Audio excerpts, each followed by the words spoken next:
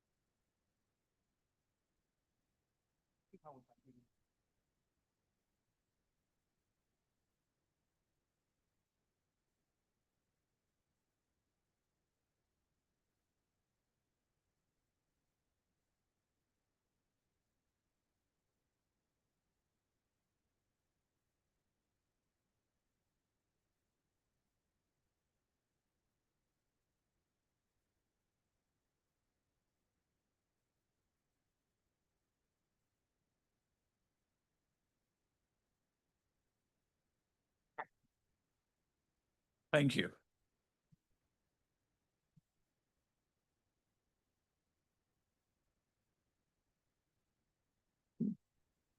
Oh, I'm already relocating stuff here. Good afternoon, ladies and gentlemen, esteemed colleagues, uh, um, fathers, mothers, line managers,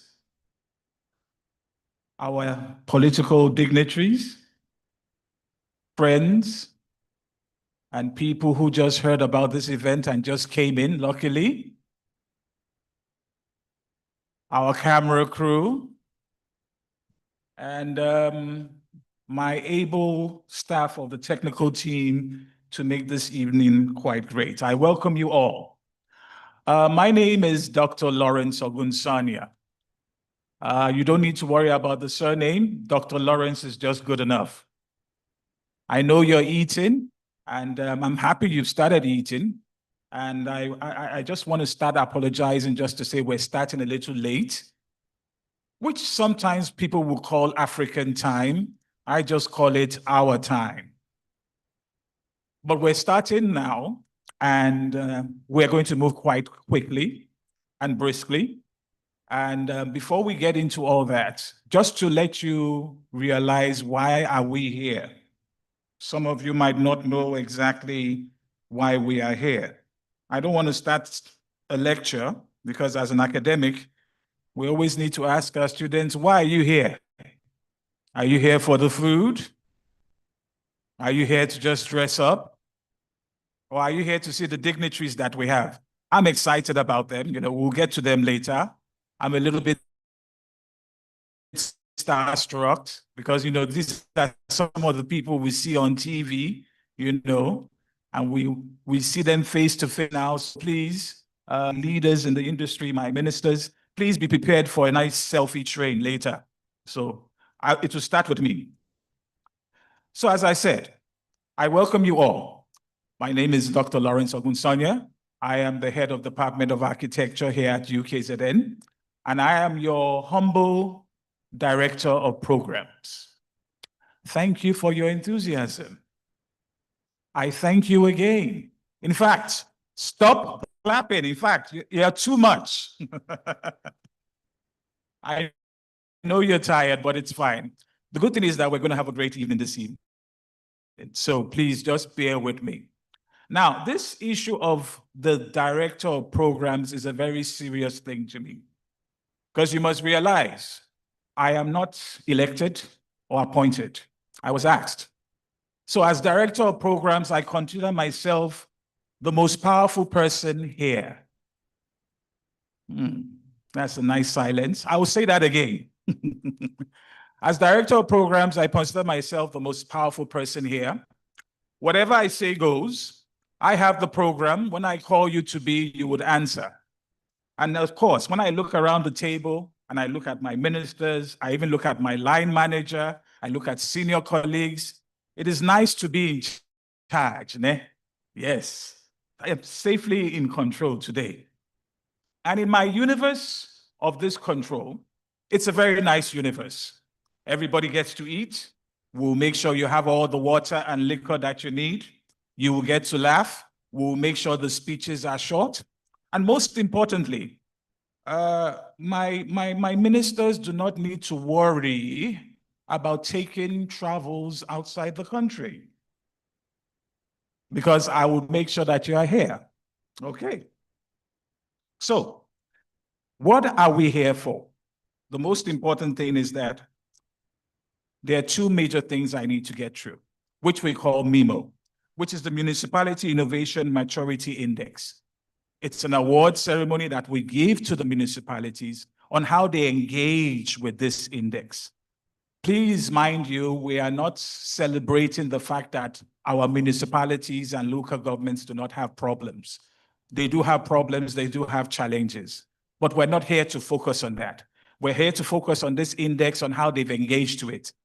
We're here to focus on the results that they have engaging with this index. So it's more of a scientific report for them to give us a feedback, and we want to award them for engaging in it. And why should we do that? Because what is innovation? In my own way of innovation, I call it innovation is an intentional disruption of the ordinary through ideas and systems or relationships to unlock new forms of public value and adaptive capacity and inclusion of growth. So it's important as municipalities engage in this, it's a rethinking on how we can do things innovatively. It's a rethinking on how things can be done smartly. And when they engage in this particular index and we encourage them, we award them for how far they've encouraged themselves and engaged themselves in this index. So we're not shutting our eyes to the challenges, but we're focusing on some particular aspect which we want to celebrate this evening. So with that little introduction, I want to first call on our first person who will give us opening remarks and also tell us a bit more about the purpose of this event. And this person is a lady of repute, beautiful lady, fashionista, if I may say. If I could describe her in 5 words, I would say strategic, influential, visionary, resilient. She is currently the executive director for the corporate relations divisions of UKZN. And with 15 years or more than 15 years of experience, She's always delved into issues dealing with marketing, communication, development, project management. And it has cut across different universities, not just in UKZN. She's been involved in different institutions, to mention a few, UniZulu and UNISA. Being the current executive director of the corporate affairs here in UKZN, she has delved into making sure that UKZN, which I shall follow in the footsteps of my DVC, who says it's the best university in the world. Am I correct in saying that, sir? It looks as if we don't have too many UKZN people here. Where are my UKZN family? Can you just say, hey? That is not loud enough. I think you are not being fed well. Let's have a bigger yay here. We want to make sure other universities are jealous. My UKZN family, hey. Okay, great, great.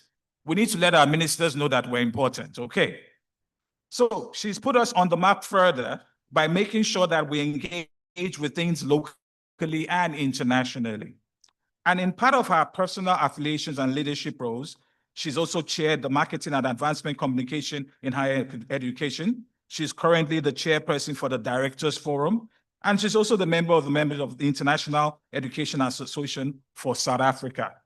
So please, can you give me a nice warm welcome for Miss Norma Zondo? Thank you.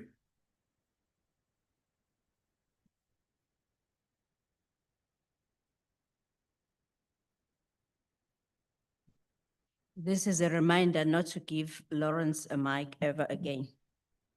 Good afternoon, colleagues. Program Director, Dr. Lawrence Okunsanyo, Deputy Minister of the Department of Science, Technology and Innovation, Honorable Nomalungelo Gina, Deputy Minister of Cooperative Governments and Traditional Affairs, Honorable Dr. Namane Dixon Masamula, President of SAGA, Councillor Beke Sitofile, Director General of Department of Science, Technology and Innovation, Dr. Mlungi Sicele, Mayor of eThekwini Metropolitan Municipality, Councillor Cyril Kaba, members of the Executive Committee of the University of KwaZulu-Natal who are with us this afternoon, senior officials and colleagues from DSTI, SAGA, COCTA, including Mr. Masonwabe Sokoi, Mr. Tibeti Chepape, Mr. Rakosa, and Ms. Chilowane, and also Mr. Mukwena. Distinguished guests, members of Mira project team, and members of Mira evaluation committee, UKZN staff, and respected partners, all protocol observed. Ladies and gentlemen, I also want to acknowledge the media partners that are with us this afternoon. Sani Bonani, it is both a privilege and a pleasure to extend a very warm welcome to you this afternoon. We are gathered here for this landmark occasion at this venue, which is Innovation and Governance Landscape, the Mira Awards ceremony. Today is not a merely celebration of innovation. It is a recognition of resourcefulness and also bold imagination that continues to emerge from our municipalities, urban and rural, large and small, as they navigate complex challenges with courage, tenacity, and ingenuity. Observing this year's Mira's journey has been profoundly affirming as experience for me. Beyond the increasing volume of submission, what has truly resonated is the ethos underpinning them, as well as a collective resolve to improve, to innovate with intention, and also to reimagine local government in ways that places citizens at a very heart of the service delivery. This year's entries reflect an encouraging and profound shift from digital transformation that is technology first, innovation that is people-centered, as well as we have also have seen examples where we have seen examples where mobile applications serves as lifelines connecting citizens to essential services. So we've also seen that where managing pressure in water systems becomes not only a technical endeavor, but a moral imperative, protecting one of our most precious shared resources. Crucially, this process has reminded us that innovation is not the presence of metros alone, and is not the work of metros alone. Some of the most inspiring and impactful submissions came from smaller municipalities, those with fewer resources, but also but they have no shortage of vision, passion, and also commitment. These innovations illustrate what is possible when leadership, community voice, and strategic clarity come together. Colleagues, as we gather this afternoon to recognize and honor excellence, we also acknowledge the deeper story beneath the awards. Innovation in local government is not about novelty or alone. It is about creating system that works. It also about teams who are willing to take a risk, institutions that are prepared to adopt and also to adapt, and partnerships that are capable of breaking silos and in pursuit of shared goals. The platform has evolved into a more than just a recognition mechanism. It has become a repository of practical knowledge, a mirror of our current efforts, and also a roadmap of what is possible if we continue to invest in capacity, collaboration, as well as strategic foresight. We are especially grateful to our partners, the Department of Science and Technology and Innovation, and the South African Local Government Association for their vision, leadership, and sustained support.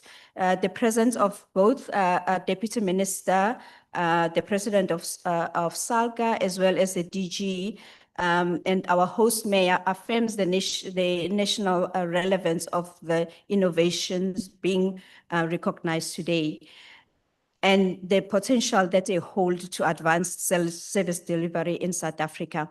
As UKZN, we take pride in being a part of this initiative. As you know, that the University of KwaZulu-Natal is not only the best university, but is the university of choice. As a research-led institution, we are committed to producing work that matters, research that informs policy, innovation that solves problems, and also partnership that makes a difference in our communities' lives. So that is why Mira resonates strongly with us, because it brings innovation to where it's needed most. At the front line of governance, where the state matters more, where it takes care of our citizens. So to all the municipalities that are present here, thank you so much. Your submissions reflect not only technical expertise, but institutional heart. Whether you take home a trophy or not, you are still innovators in the truest sense, disrupting conventions and demonstrating that local government can indeed be a site of creativity, capability, as well as courage. So Program Director was also asked to also say something about why we're here this afternoon in terms of the purpose of the event. You'll see in the program, it was supposed to be dean of the school. So I am not the dean of school. I was obviously hijacked to do this part as well. So you'll have to bear with me another minute or so. So at the heart of today's event, obviously, as we have had, is MIMI, which is a diagnostic instrument designed to assess the extent to which municipalities across South Africa are adopting innovation and technology in the delivery of basic services. And its findings are compiled into a report, which is called MIMI report. So the 2025 edition, which is actually going to be officially disseminated today, provides critical insights into evolving innovation landscape within the local government. The dissemination takes place within the framework of Municipality Innovation Recognition Awards, which is Mira, which serves, it actually serves a dual purpose. First, to present the empirical findings from the MIMI study, and also secondly, and to celebrate and spotlight trailblazing innovation being implemented by municipalities. So ahead of this event, I mean, obviously today, that's why we are here. And importantly, Mira is not merely an award ceremony. It is a strategic platform to cultivate culture of innovation in the public sector. It aims to stimulate the adoption of digital technologies, foster systems thinking, and also encourage municipalities to integrate innovation more systematically into the government frameworks. So together, colleagues, we're actually going to see these awards being we see awards being awarded this afternoon. So I'm not going to go into details, but I think most of the will also be covered through during the program, what is Mira entails. But I would like to then take this opportunity to wish you well.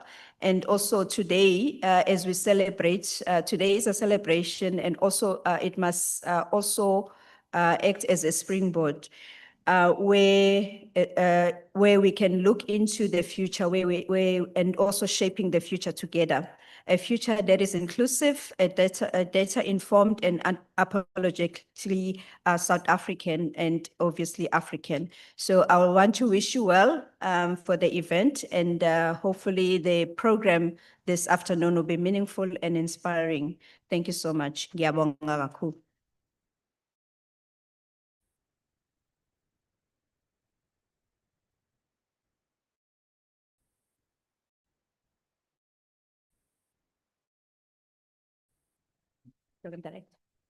Applause for her, please.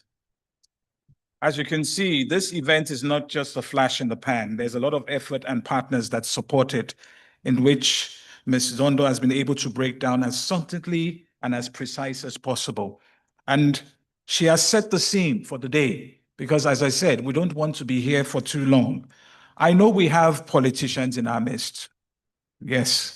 And we know that sometimes when we ask politicians to say just a simple yes or no, it takes over 20 minutes of a speech, and sometimes you don't even get an answer at the end of the day.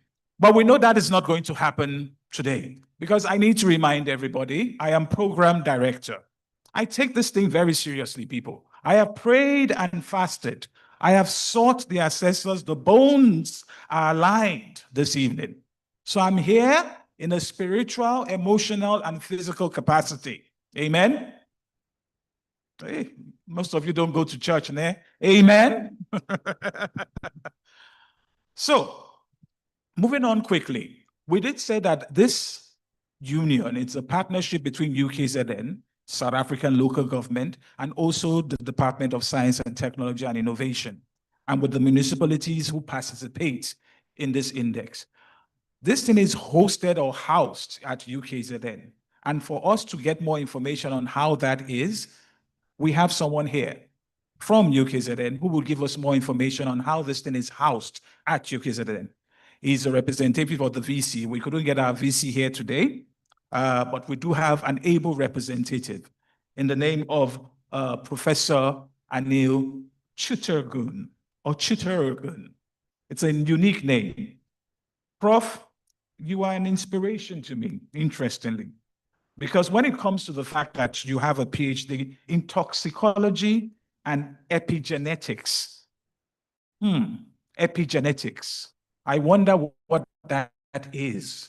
I know some of you will be wondering what it is. I understand the toxicology part of it because, I'm sure our Durban beaches keep you very busy, Prof.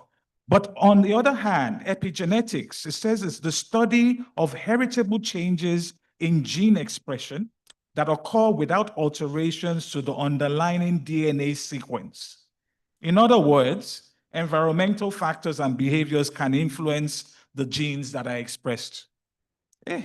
Prof, man, you really read a lot, ne? Prof has published over 121 journals. He's been a top-rated teacher and lecturer. He has authored 12 books.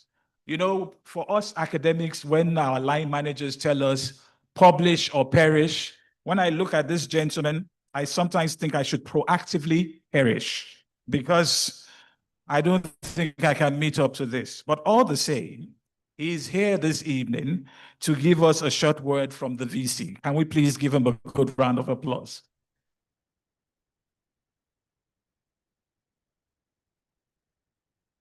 You have 1 minute, Prof.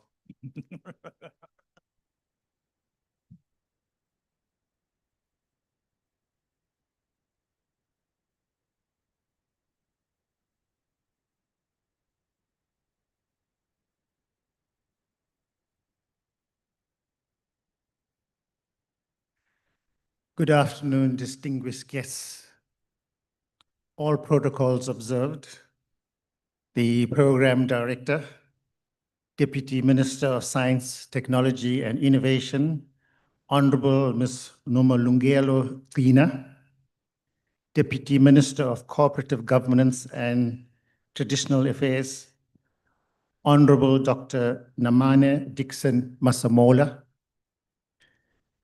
MEC for Khokta in KwaZulu-Natal, Honorable Reverend Thulasizwe Buthelezi, President of SALGA, Councillor Becky Stofile, Director General of the DSTI, Dr. Mlungisi Tele, Mayor eThekwini, Councillor Cyril Kaba, Vice Chancellors and senior leadership across institutions, Executive leadership of UKZN, Professor Busisiwe Ingama, Professor Fatu Mudau, Ms. Norma Zondo. Professor Msizi Imkize, representatives from the Department of Science, Technology and Innovation, SALGA, COCTA, CSIR, HSRC, and our partner institutions. Distinguished guests, members of the Mira project, team, colleagues, and innovations, good afternoon again. Program Director, I speak about environmental changes, and the environment here today is by invitation, as already mentioned, the best university on the continent of Africa. I want you to remember that when you go home today. It is really a privilege to address this august audience on behalf of our Vice Chancellor and Principal of the University of KwaZulu-Natal, Professor Nana Poku, who conveys his warmest regards and his regret at not being able to be with us today. The second edition of the Municipal Innovation Recognition Awards, as we know it as Mira, marks more than an annual celebration. It is a moment of deep significance, both symbolically and practically, for the future of local governance in South Africa. It reaffirms the vital role that municipalities play in the democratic life of this country and demonstrates how innovation, when grounded in purpose, can shift developmental trajectories in a very meaningful way. At the University of KwaZulu-Natal, we are proud to walk this journey with our partners, DSTI, SALGA, the Human Sciences Research Council, and the Council for Scientific and Industrial Research, who have shown extraordinary foresight and commitment in conceptualizing and sustaining this platform. These partners are not transactional, they are transformative. And it is precisely this collaborative spirit that has given rise to groundbreaking tools such as the Municipal Innovation and Matrix Index, as we know it as MIMI. The MIMI is more than a benchmarking tool. It is an invitation to reflect, to assess, to grow.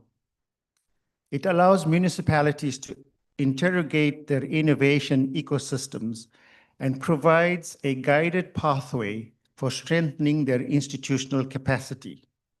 Through MIMI, Mira process becomes a laboratory of excellence, one that captures, codifies, and celebrates adaptive governance.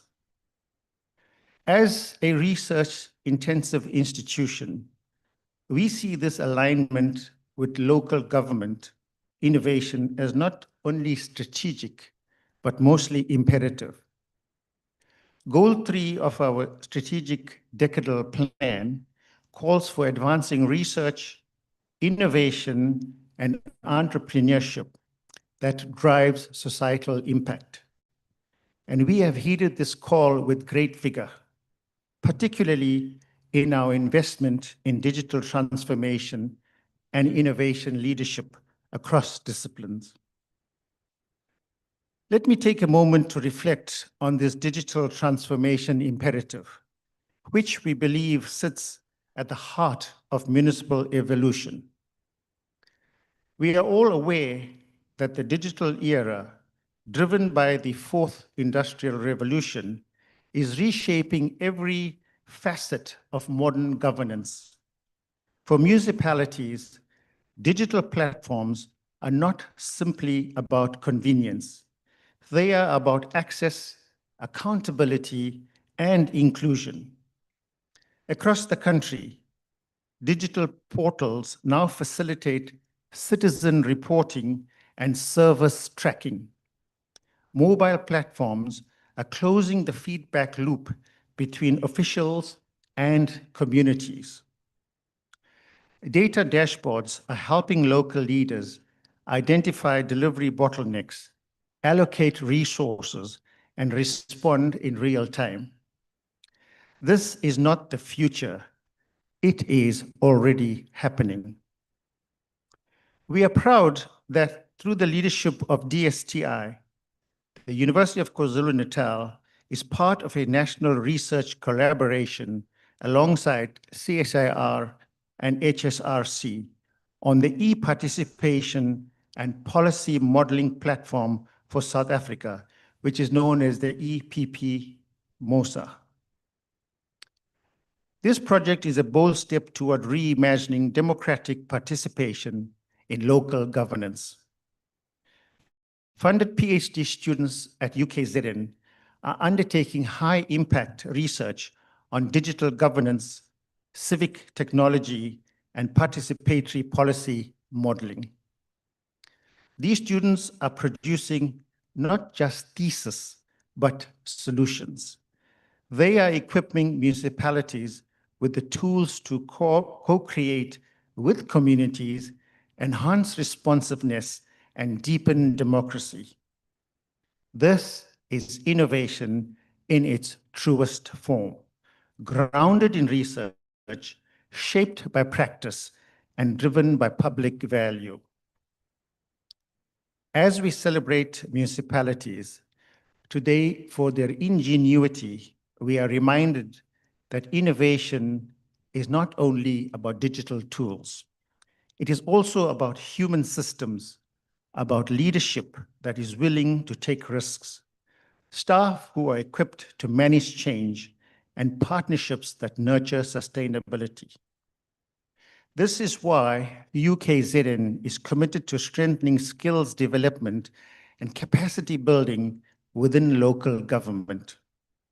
As part of the viability and validation of innovations for service delivery program, we aim to support municipalities in building innovation management capabilities.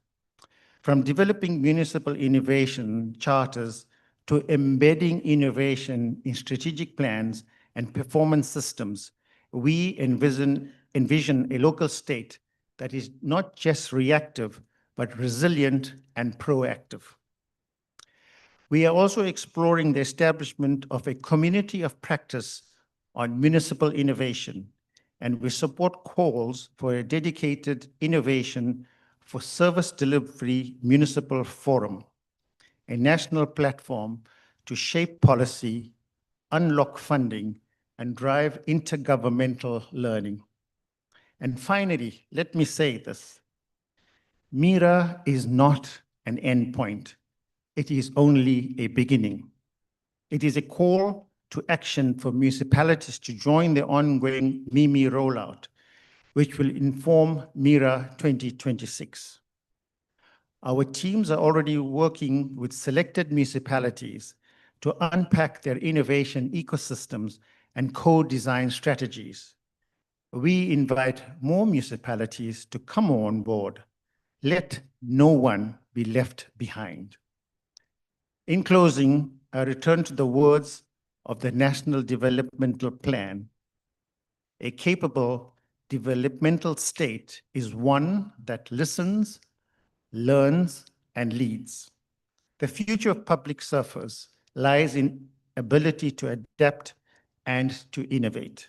Let us ensure that this becomes our enduring legacy. To the municipalities recognized today, our hearty congratulations. Whether you leave with a prize or not, we encourage you to be part of the proceedings, to experiment, to pilot, and to grow. And this will stand as a beacon to the rest of the country.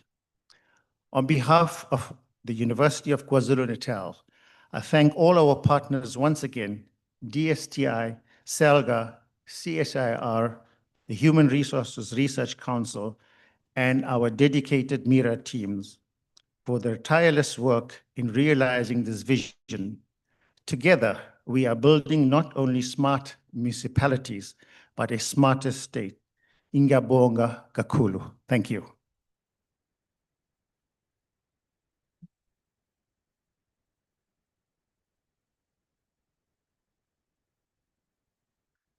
Thank you very much, Prof, for that. Wonderful. Thank you for giving us that breakdown of the impact that this Mira and Mimi is doing in all the different partners there is. So we move on swiftly. And as I said, with the powers that are invested in me, I have the powers to redeploy, bring back, send forth. I do not fire, because I believe people should keep their jobs. The economy is difficult out there. But we relocate, we redeploy, and we reshift things. So I'm going to reshift the program a little bit, and we need to acknowledge the fact that we are here in eThekwini, Durban, the warmest city in the world, one of the most smartest cities in the world too. There was a time we did have that acronym listed to us. And who is in the best position to talk more about Durban than its #1 citizen? So the next person who is going to speak to us is a series of what we say, words from our sponsors, words from our dignitaries, words from the people who have supported them or supported this great venture that we're doing. And we must understand these are very busy people. For them to make time for us to be here today has really put what we call the icing on the cake. And we really appreciate every single one of you for being here. So as I was saying, the #1 citizen of this city will tell us more about his own input and sponsor to it. But before he comes, because I have power, before he comes, I need to just marinate a bit and talk about our number one citizen, Mr. Cyril Xaba. He hails from this place. Thank goodness for that. Do you know that he has actually a master's in law? So he's more than a politician. He knows what he says. And he can prosecute you on the spot or defend you, depending on how he feels.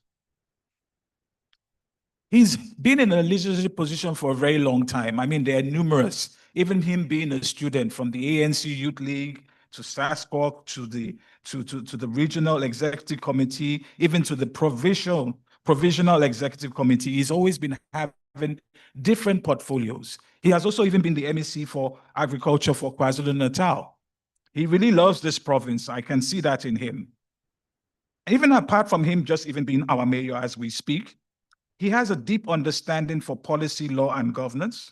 He has proven himself in legislation, planning, and implementation, and he served in different capacities, provisionally and nationally.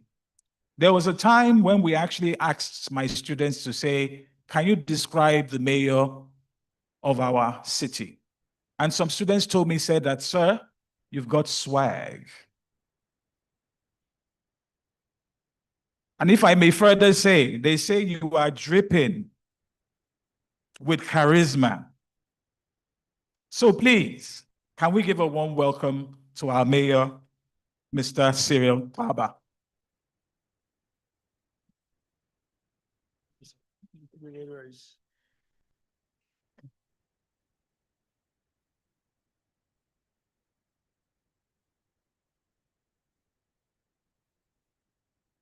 Someone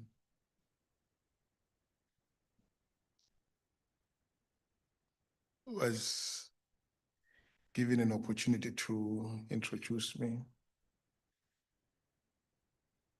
And after saying everything that was there,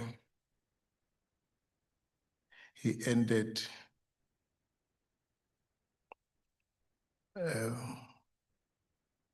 by saying he is also decorated with a number of incomplete degrees.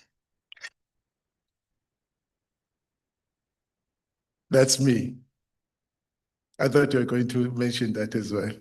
Thank you very much. Program Director, Dr. Lawrence Okusanya, Deputy Minister of Science, Technology and Innovation, Dr. Nomalungelo Gina, and your HOD, Director General, and I saw a number of senior executives from your department, Kota, Deputy Minister, Dr. Nomane Dixon Masimola, SALCA President, Councillor Peggy Stofile, all KZN, UKZN, Deputy Vice Chancellors, and senior management in our midst. I'm happy to be part of this gathering, to join my alma mater and to share a platform with the colleagues from local government, led by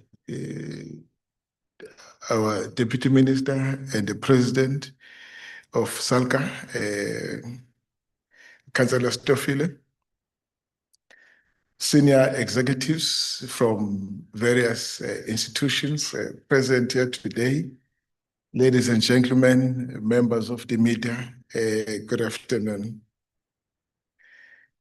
It is both a privilege and a profound honor to be part of this significant occasion, the Municipal Innovation Recognition Awards, Mira. I'm deeply honored to convey a message of support to these Innovation Recognition Awards, an initiative that seeks to advance transformation knowledge and innovation to improve service delivery.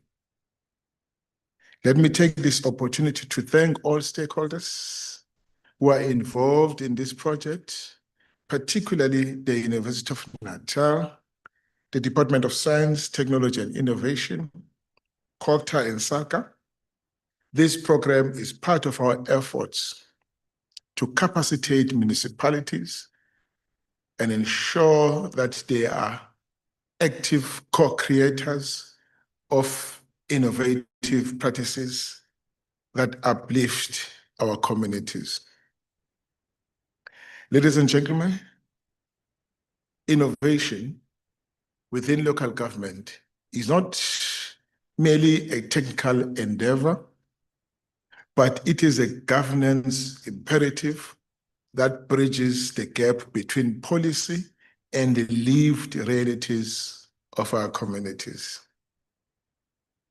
Research consistently affirms that municipalities that embed a culture of learning are more resilient and better positioned to respond to complex developmental challenges.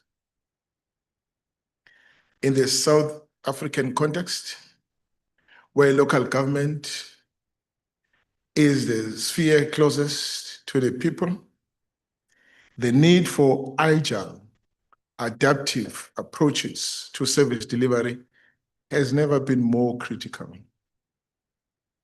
The Municipal Innovation Maturity Index emerges from this recognition.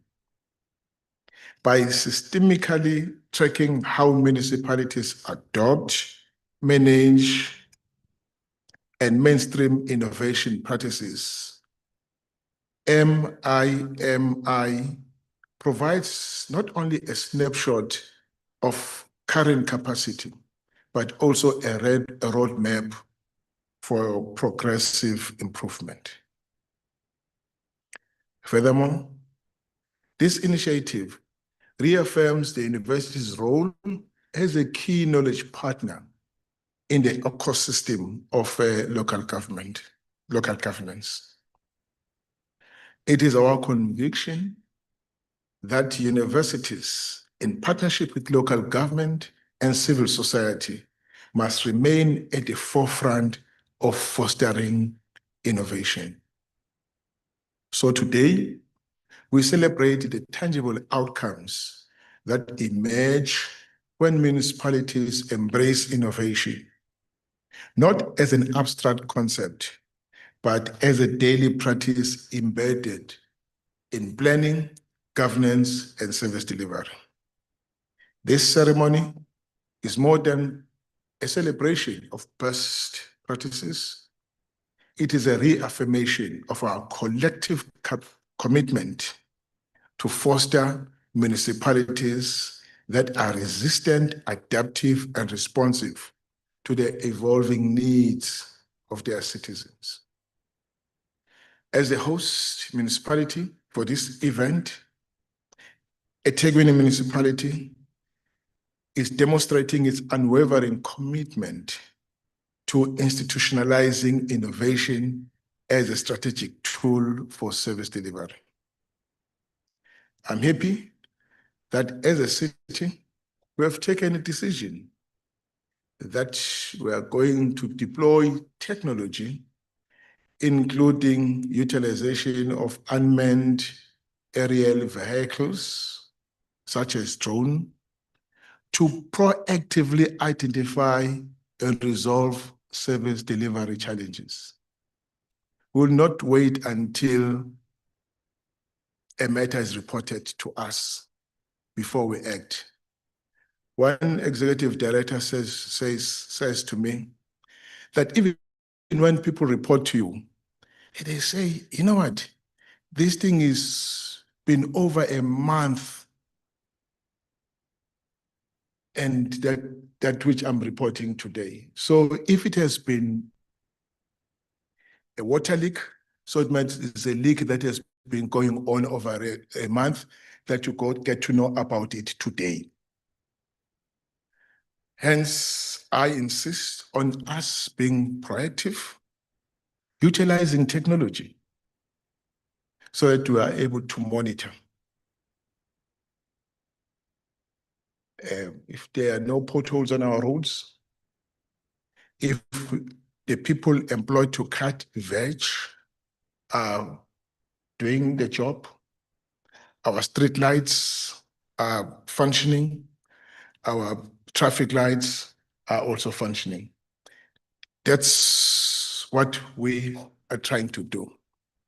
I even said, even with the water, you don't have to go there to pick up that there's a problem.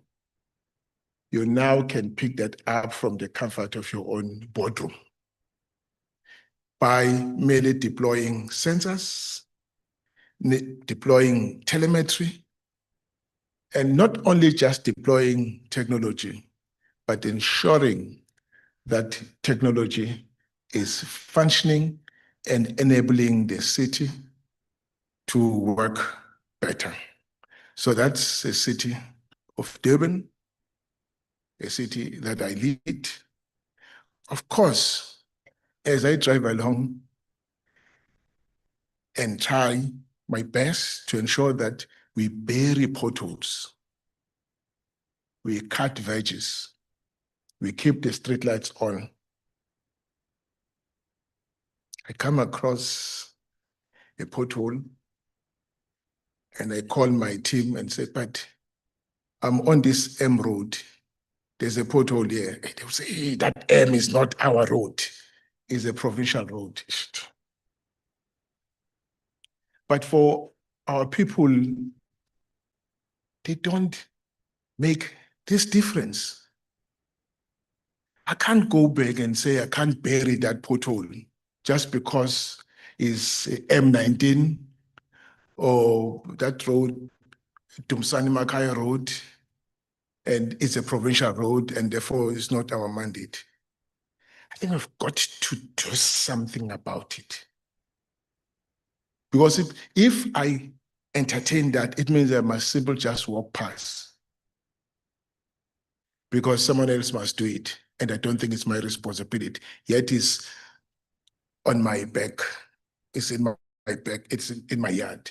So these are issues that we're trying to grapple with, that with deployment of technology, we'll be able to pick up and share information earlier enough so that we can be able to deploy resources adequately to meet the challenges that there are. As we strive to improve performance, this will go a long way, ensuring that we don't wait for communities to report fault streetlights, burst pipes, and overgrown veggies. In closing, ladies and gentlemen, let us remember that innovation is not a luxury, it is an imperative. It is the engine that will drive sustainable service delivery and the economic upliftment of our people. May the spirit of collaboration and innovation, amen, we celebrate today, be carried back to every municipalities represented here today, and may it translate into tangible, life-changing solutions for our communities. Thank you very much.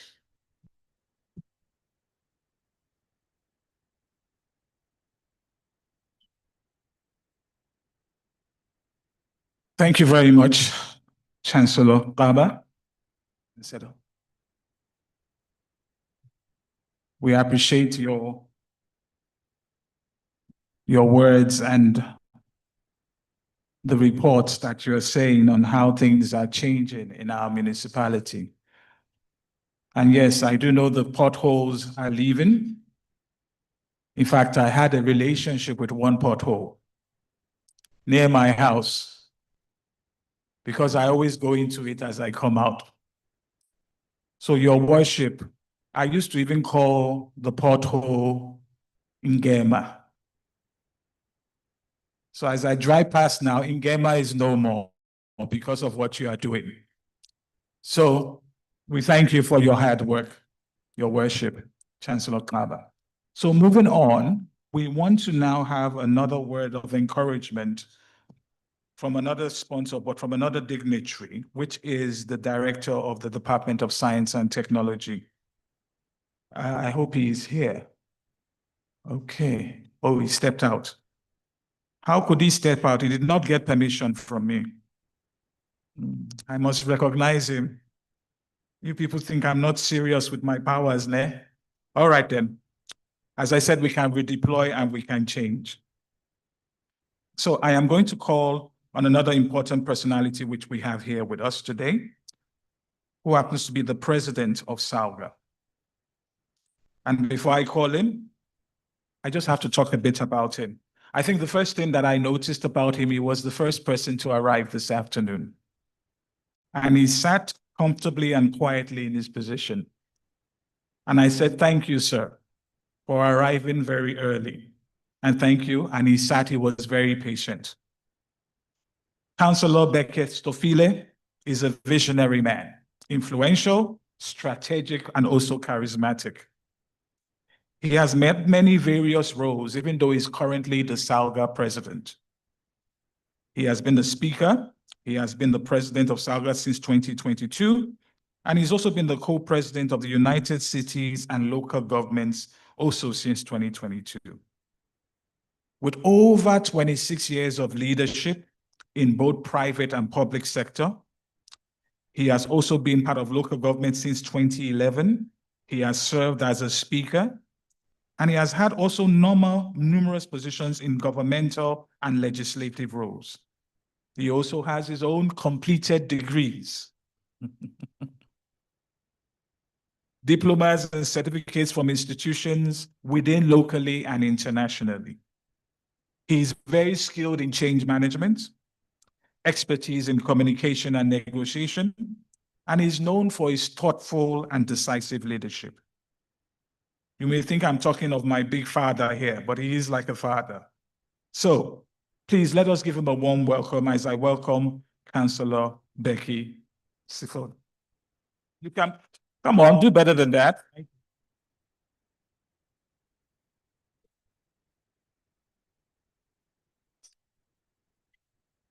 Thank you very much, Doc, Program Director. First, I must greet the leader of the municipality of the city of eThekwini, because coming here, we visited his area of responsibility. The MSc of Cooperative Governance and Traditional Affairs on his absent here. The Deputy Minister of Cooperative Governance and Traditional Affairs, the Deputy Minister of Innovation Technology.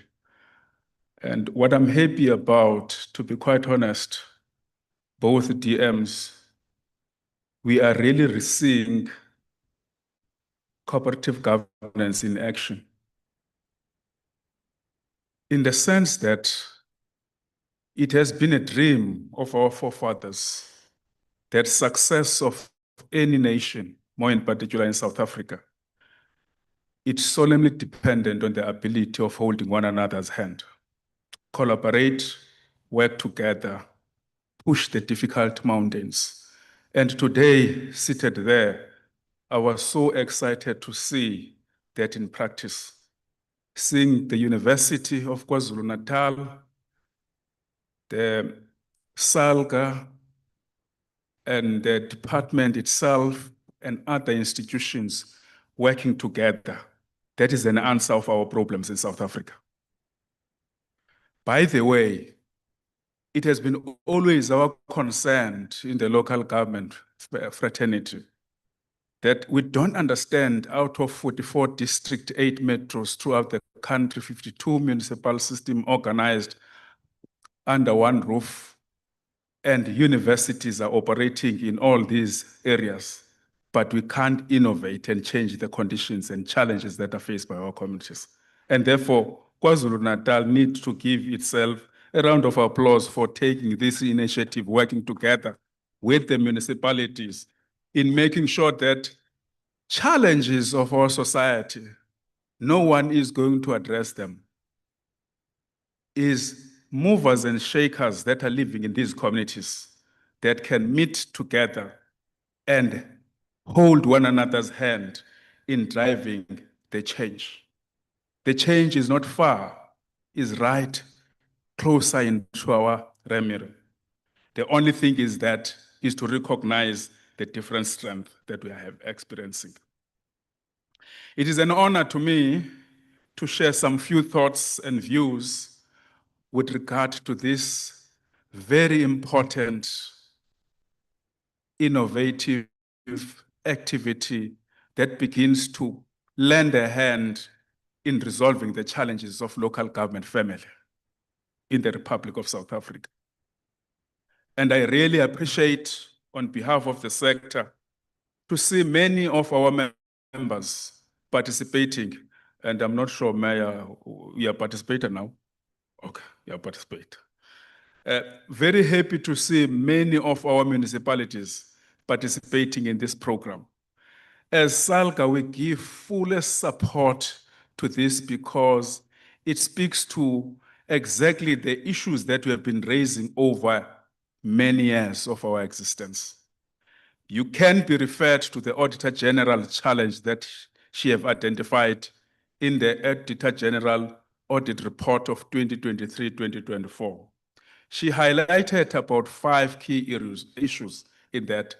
If you look into those 5 key areas that she have identified, one biggest issue that you must take it home is we are in the situation where we are because we are operating in silos.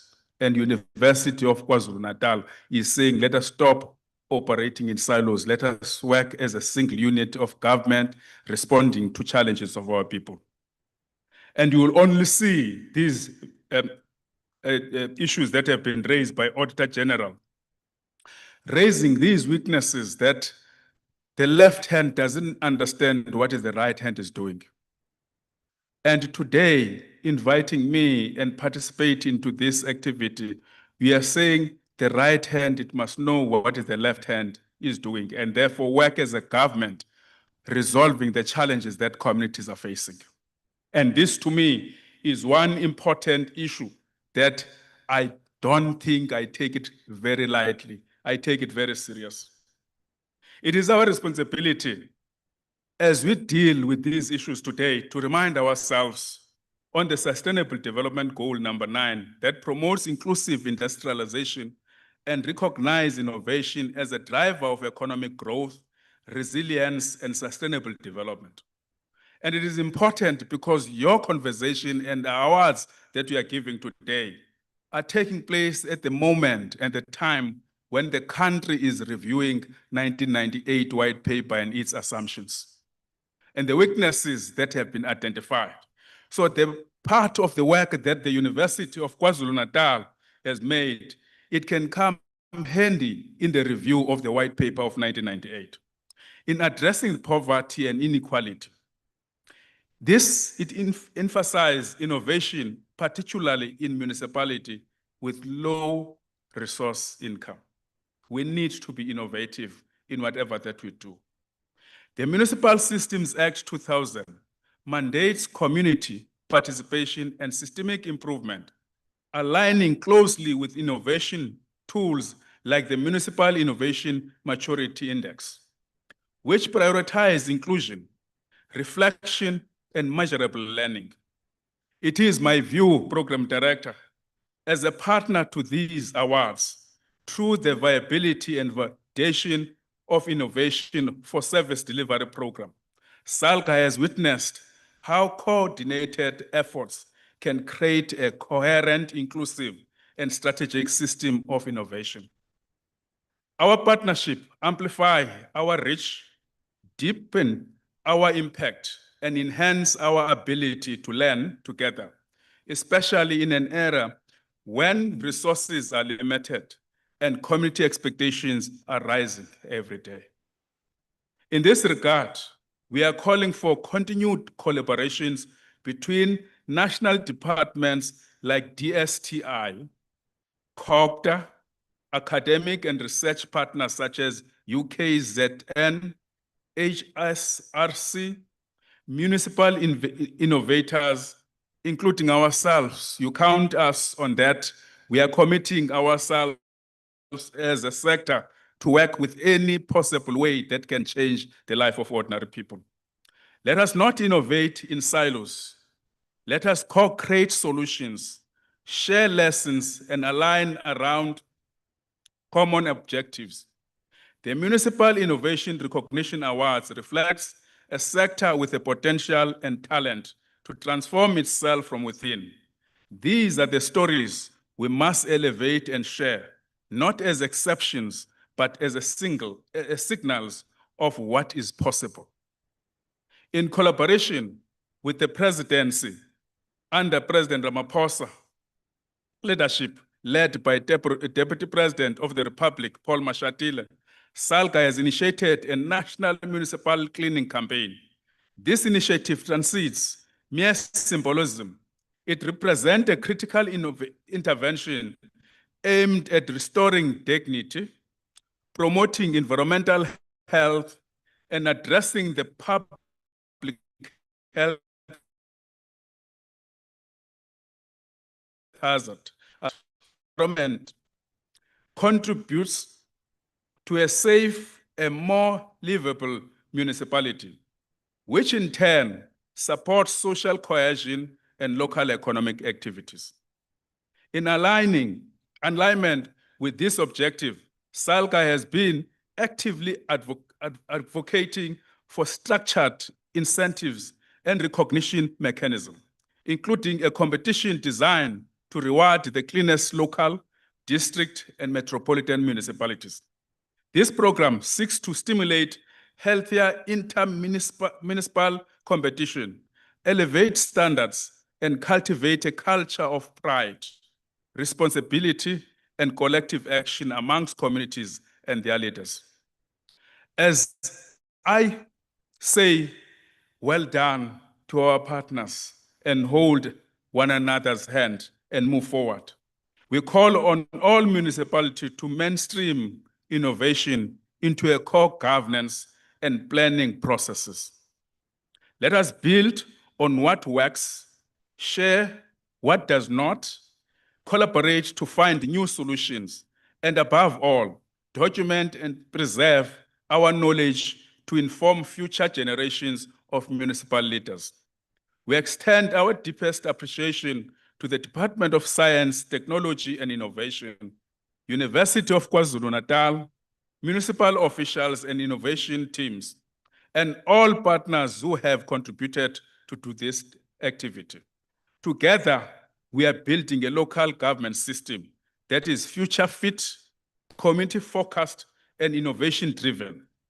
Congratulations to all nominees and winners. Your efforts are setting a new standard for excellence and demonstrate what can be achieved when committed, creativity, and purpose aligned. It is together we can succeed. Thank you very much.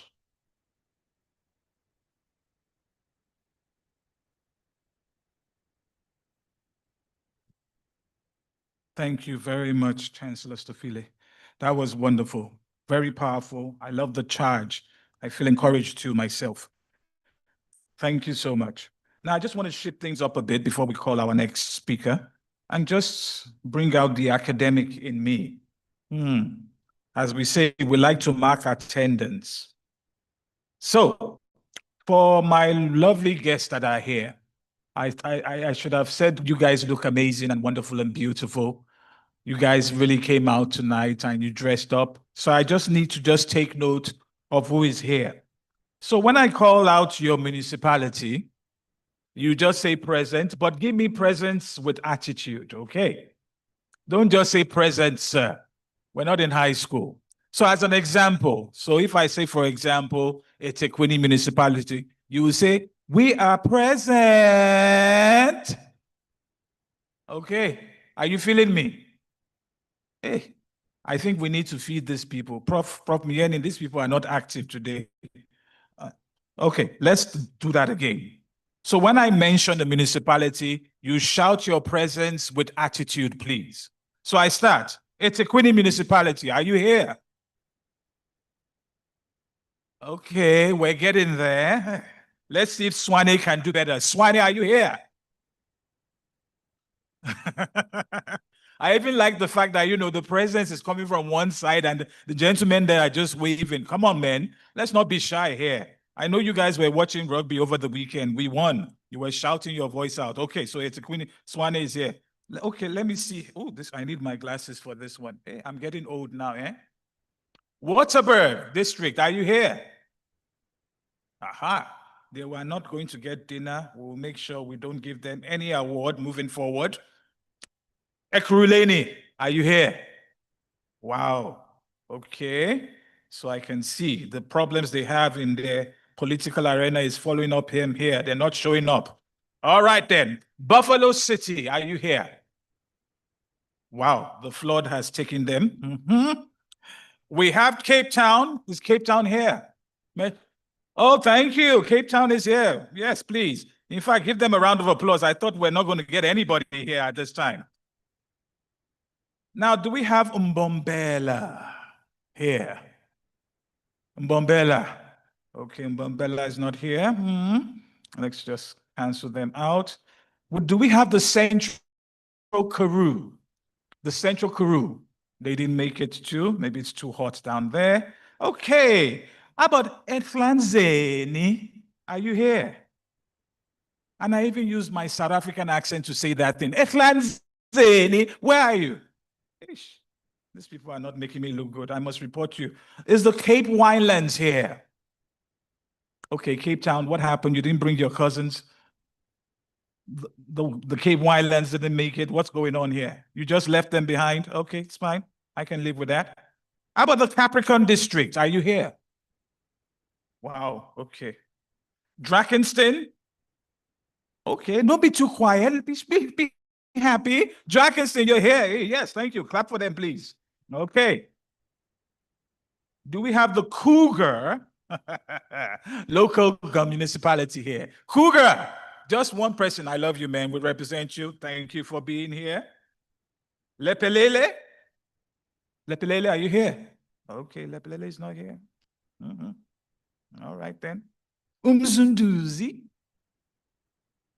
I gave you a twang there. Umsunduzi. Okay, there you go. Thank you for being here. Vembe? Or is it Vembe? Or is it Hembe? Vembe. Vembe is not here. Okay. Umgundluvu? Okay, what's going on? I spelled that so right. Are you guys jealous? They're not here. Umgeni? You are here. Thank you, Umgeni. Clap for them, please. Umgeni has showed up. Thank you. Okay, let's see here. Beaufort West. Beaufort West. Okay. Cape Agulhas. Is it Agulhas? Cape Agulhas. Cape Town just keep alone, man. They didn't bring anybody. Is Chris Hani here? Chris Hani District, are you here? All right. Okay. That's enough attendance for now. I'm marking those we do not give awards to. I will be keeping the awards tonight. I hope there's a cash prize, Prof. Yeni, because I need to improve my research center, course center, so that I can do more research. Now, moving on quickly, we're going to call on our next speaker. And this next speaker is an important person here that we have in our midst. He's actually the Deputy Minister for the Department of Corporate Governance and Traditional Affairs. He has been in this position since 2024, and he's been a member of Parliament far longer than that. Hails from Limpopo. That's my virtual town, my virtual province. So, sir, I need a visa. I need a plot for me in Limpopo, please, because I love that place. I love the natural richness of land that you have there.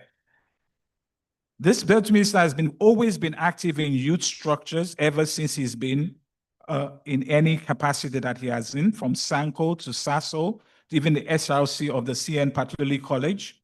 He has been involved in the ANC structure for a very long time, rebuilding, and also when it comes to post-urbanizing. Apart from even being there, he's always volunteered for parties since the time of the 1994 democratic elections. He has led in different capacities as an MEC in education, public works, transport and community safety, social development, even acted as a premier of Limpopo on various occasions.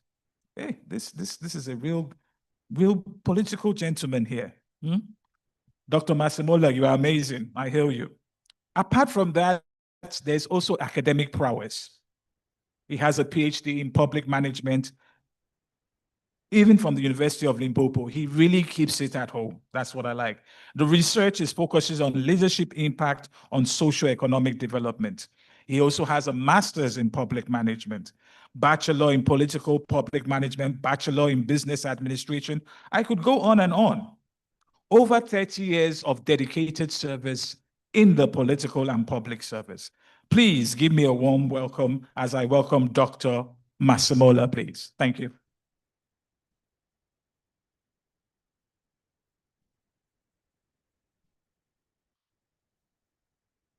Well, thank you very much, Director of the program. A very good afternoon to my colleague and my sister, Deputy Minister responsible for Science, Technology and Innovation, Nomalungelo Gina Makuluz. Words of greetings to the President of South African Local Government Association, President Stofile Ufaku, the Mayor of the City of eThekwini, His Lordship Alderman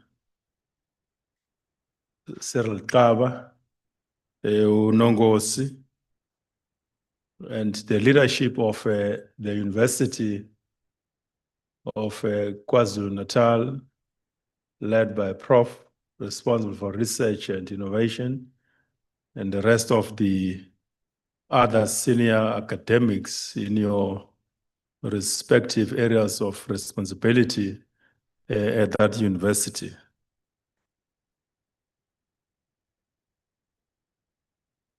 The Director General responsible for DST, Undosi, Ubabutele, and together with your delegation to this important meeting, mayors and I suppose maybe officials from participating municipalities who have just been introduced. And I'm very happy because some of them are from my home province, the furthest from here, almost at the border of South Africa and Zimbabwe. That's where Vembe District Municipality is located. And all of you, ladies and gentlemen, fellow South Africans, illustrious persons coming from different formations within the Republic of South Africa, it's an honor for me to be standing before you this afternoon to make a few remarks on behalf of cooperative governance and as well as traditional affairs.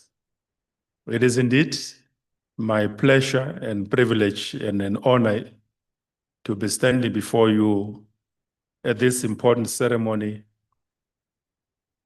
to say a few words in appreciation of this milestone achieved by the University of KwaZulu-Natal.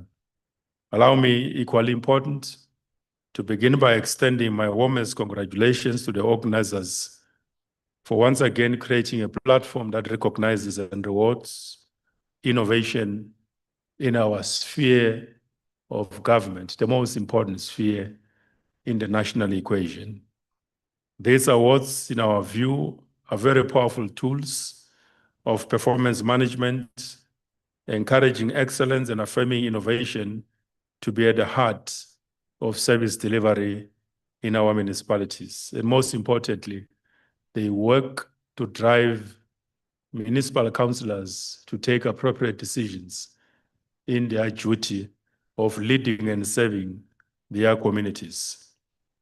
We meet here today, Program Director, because local government is at the front line of service delivery in the country, and it is the level of government of point of contact, firstly, with the citizens of our own country.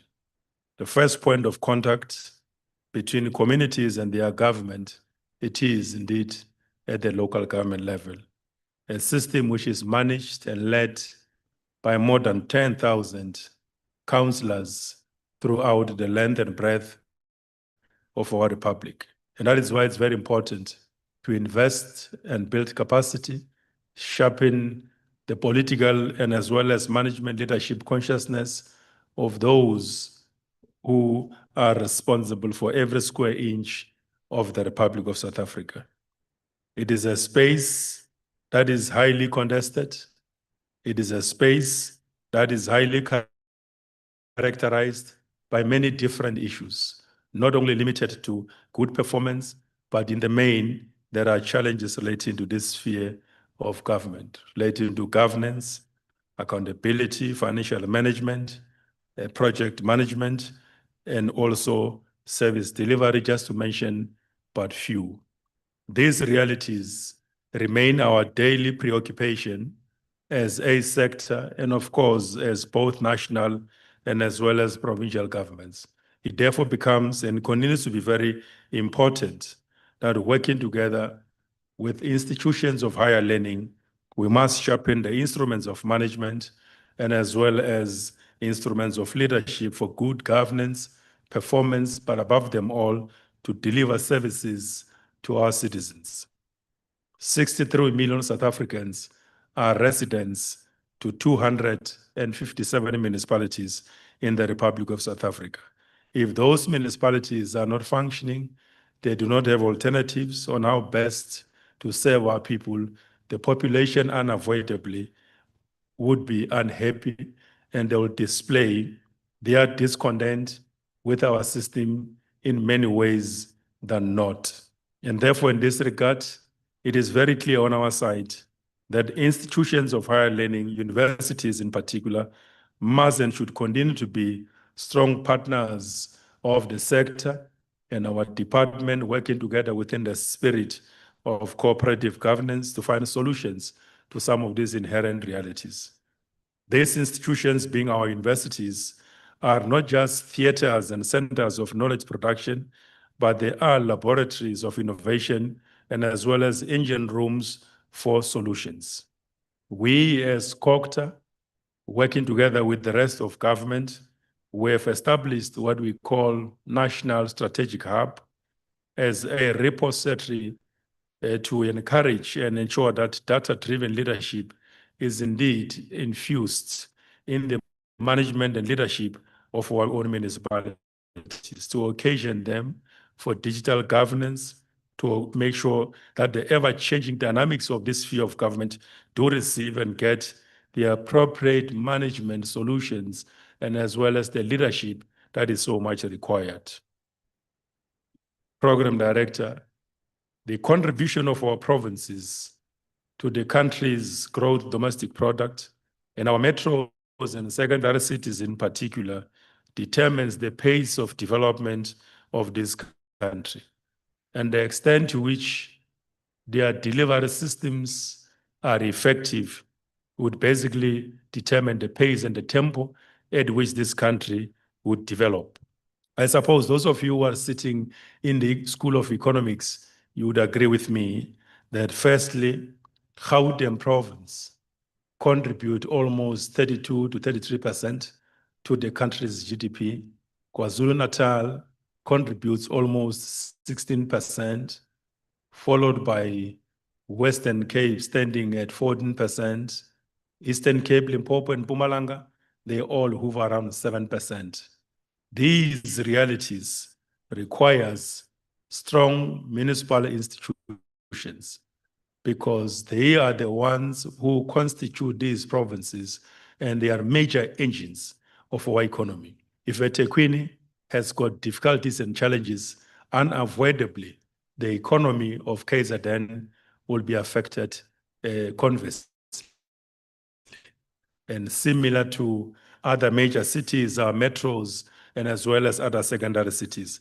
And that is why for us it's very important that a conversation like this one and the efforts and initiatives that we've undertaken as a university are quite well placed to respond to matters of infrastructure designs on how best, from what the mayor has said, come up with maintenance and alternatives to the solutions and ensure that we occasion these institutions for better performance.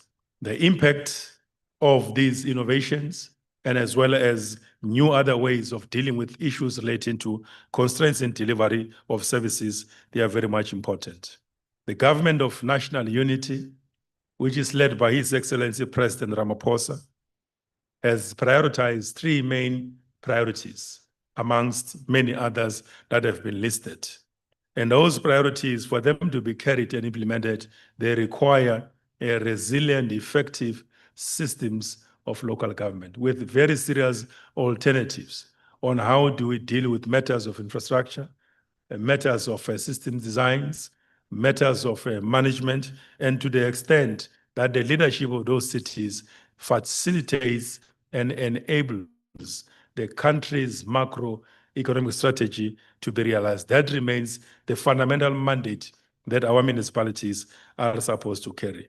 We therefore call for structured leadership like we are here today with the University of KZN, with many other universities throughout the Republic, because we do have 200 which are at different levels of capacities, and those capacities impact the development of this country differently, and no wonder why it becomes extremely important that this partnership that we are witnessing today, this journey that we have traveled with us as government, is highly appreciated. And therefore, it becomes very important that we foster and sustain this relationship to facilitate and enable researchers, academic students to be closer to us in the sphere of local government, because the future of governance in this country, it is at the local government level. I think for the past 30 years, we have spent enough focus, we have spent enough resources to build the required capacities at both national and as well as local, provincial government. And therefore, for these coming 30 years, from what the president of SALGA has said, that we have launched a roadshow process to review the white paper on local government in this country for the first time almost in 30 years.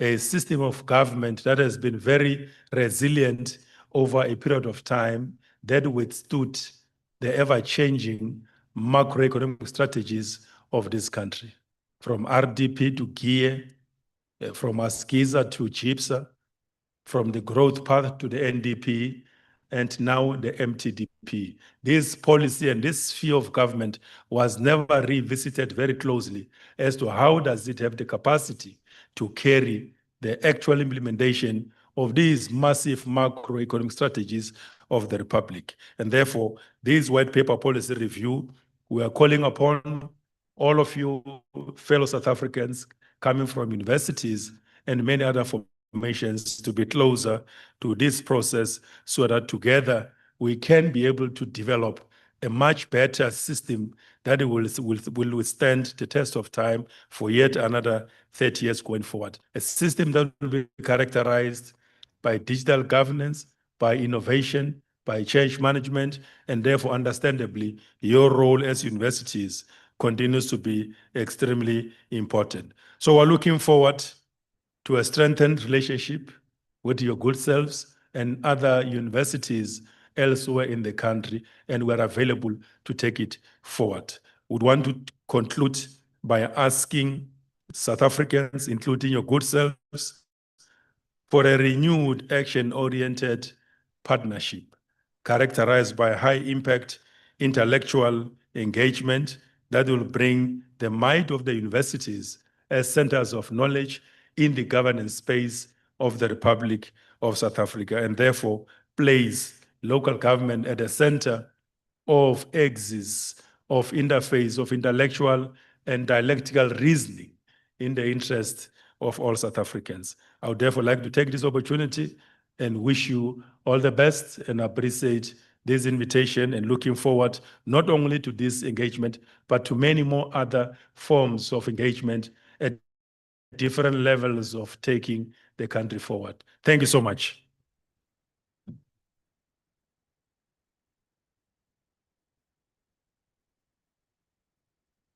Thank you so much, Deputy Minister.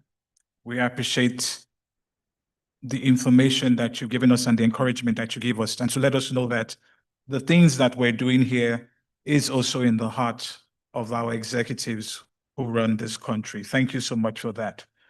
Now, I have been given a bit of a query and complaint that I did not mention some municipalities. This job is not easy, people.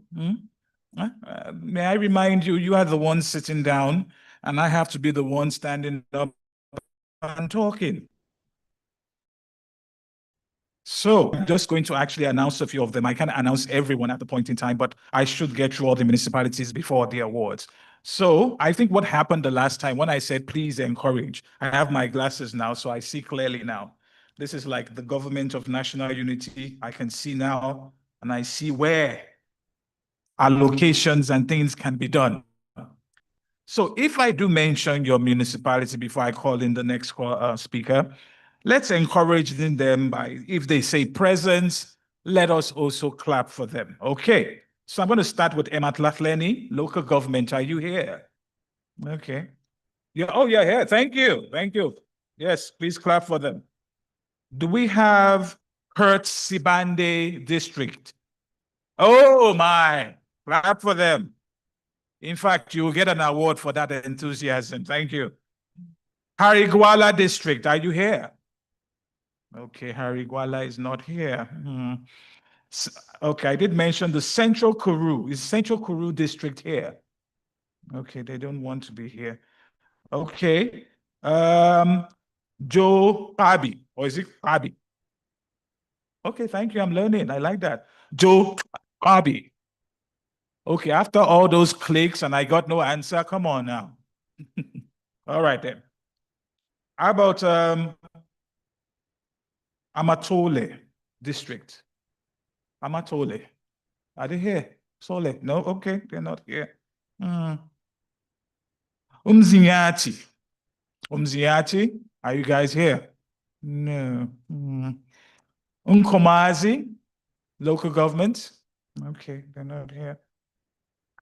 How about Modimole Mohopong? Okay, they don't like the way I call them. Okay. Greater Sekukunene? Oh, Sekunene. Okay, all right. Are you here though? Okay, doesn't matter then. King Sabata Daliebo local government, are you here? They're not. Are you here? No. Neisner, is Neisner here? Okay. Lepalale? Lepalale? So many awards going to me. Mafikeng? Mafikeng? Okay, all right then. Mbashe? Oh, lovely, lovely, lovely. You're welcome. Midval? Oh, one person. A clap for him there, please. Midval here. Mohale? Mohale City? Okay. Muscle Bay? Muscle Bay. Okay. Tulani for us. Nala, local government, Nala. Nala is not here. Namakwa? Oh, you are here indeed. Welcome. Nelson Mandela Bay? I'm not here. Nelson Mandela. Inyandeni? Okay. And Overstrand, are you here? Overstrand? Oh, they're here. Clap for them, please. Polokwane? Now, Polokwane cannot disappoint. The minister is here for me, but come on, guys. Polokwane? Not here. I will report you to the minister and he will deal with you. Swatland? Swatland local government, they are here. Please clap for them. Ugu district. Ugu.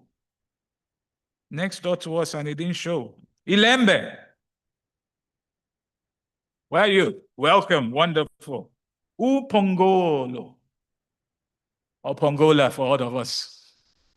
Nobody, okay. Umatluze, Richards Bay. Umatuze, thank you. Are you here though? I'm upset. Dr. Byers nodded, Lord's government. Byers nodded, Dr. Byers nodded. Byers nodded, no, okay, no problem. All right then, let's continue. I'll call the rest later. Now, I want to call someone quite strategic at this point in time. This is the current Director General of the Department of Science and Technology and Innovation.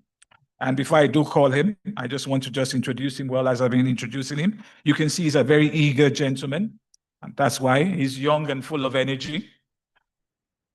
Even though that he's even there, he's been in the aspect of science and technology for a very long time, especially with policy development. Do you want to come and set up as well? Is there? Your stuff is here, sir. He has helped with new strategic matters and models for the STI. He has also participated in the National Research and Development Strategy, even the 10-year innovation plan, especially also the 1996 white paper. He has represented the country internationally and locally with the G20 Science Innovators. He has also leadership roles in the ministerial high level of higher education. And his previous roles also becomes like he's a researcher here at UKZN. How are you, sir? He's good. Even though he's got degrees and PhD in Wits and Stellenbosch, but we know that he had the best time while he was here at UKZN. He wouldn't admit it now because he's a politician, but I will admit it on his behalf. Please welcome Dr. Tele, please. Thank you. You're welcome. Yeah, no, thank you. Yeah, so UKZN, it's a lesson not to make a professor a program director.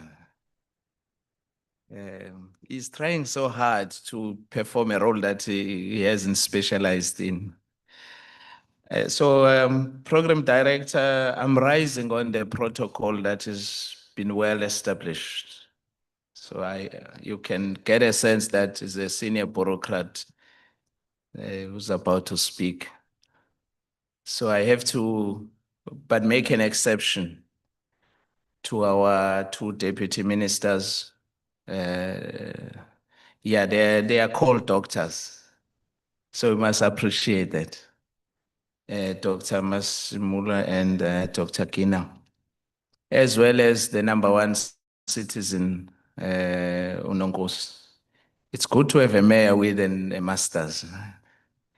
And you could see the confidence with which he was speaking to the room full of academics. And also I must extend our sincere appreciation and acknowledgement to the leadership of UKZN led by my brother Anil. I've never been to an event where almost the entire executive of the university is present. So it's a privilege and we're humbled by your presence. Some of these DVCs, we see them on YouTube videos during graduations and when youngsters perform miracles and when they enjoy. Colleagues, I've been asked so don't criticize me for what I'm going to deliver, criticize the team that prepared the presentation. DGs don't prepare their presentations. Ministers, they write their own speeches, but I don't have that luxury. So I've been asked to talk about the instruments that we, as a department, we implement. I was pleased, at least two key words from the mayor and deputy minister. The first one was that innovation is not abstract or shouldn't be viewed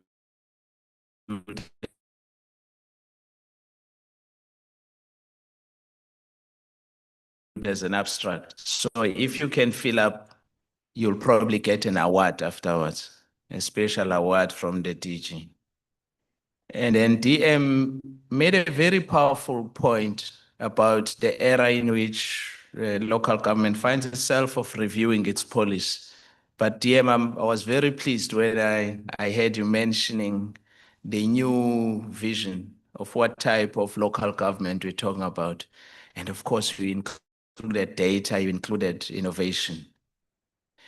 So then it says to me, this event is so timely, colleagues. Dr. Mien, it's quite crucial.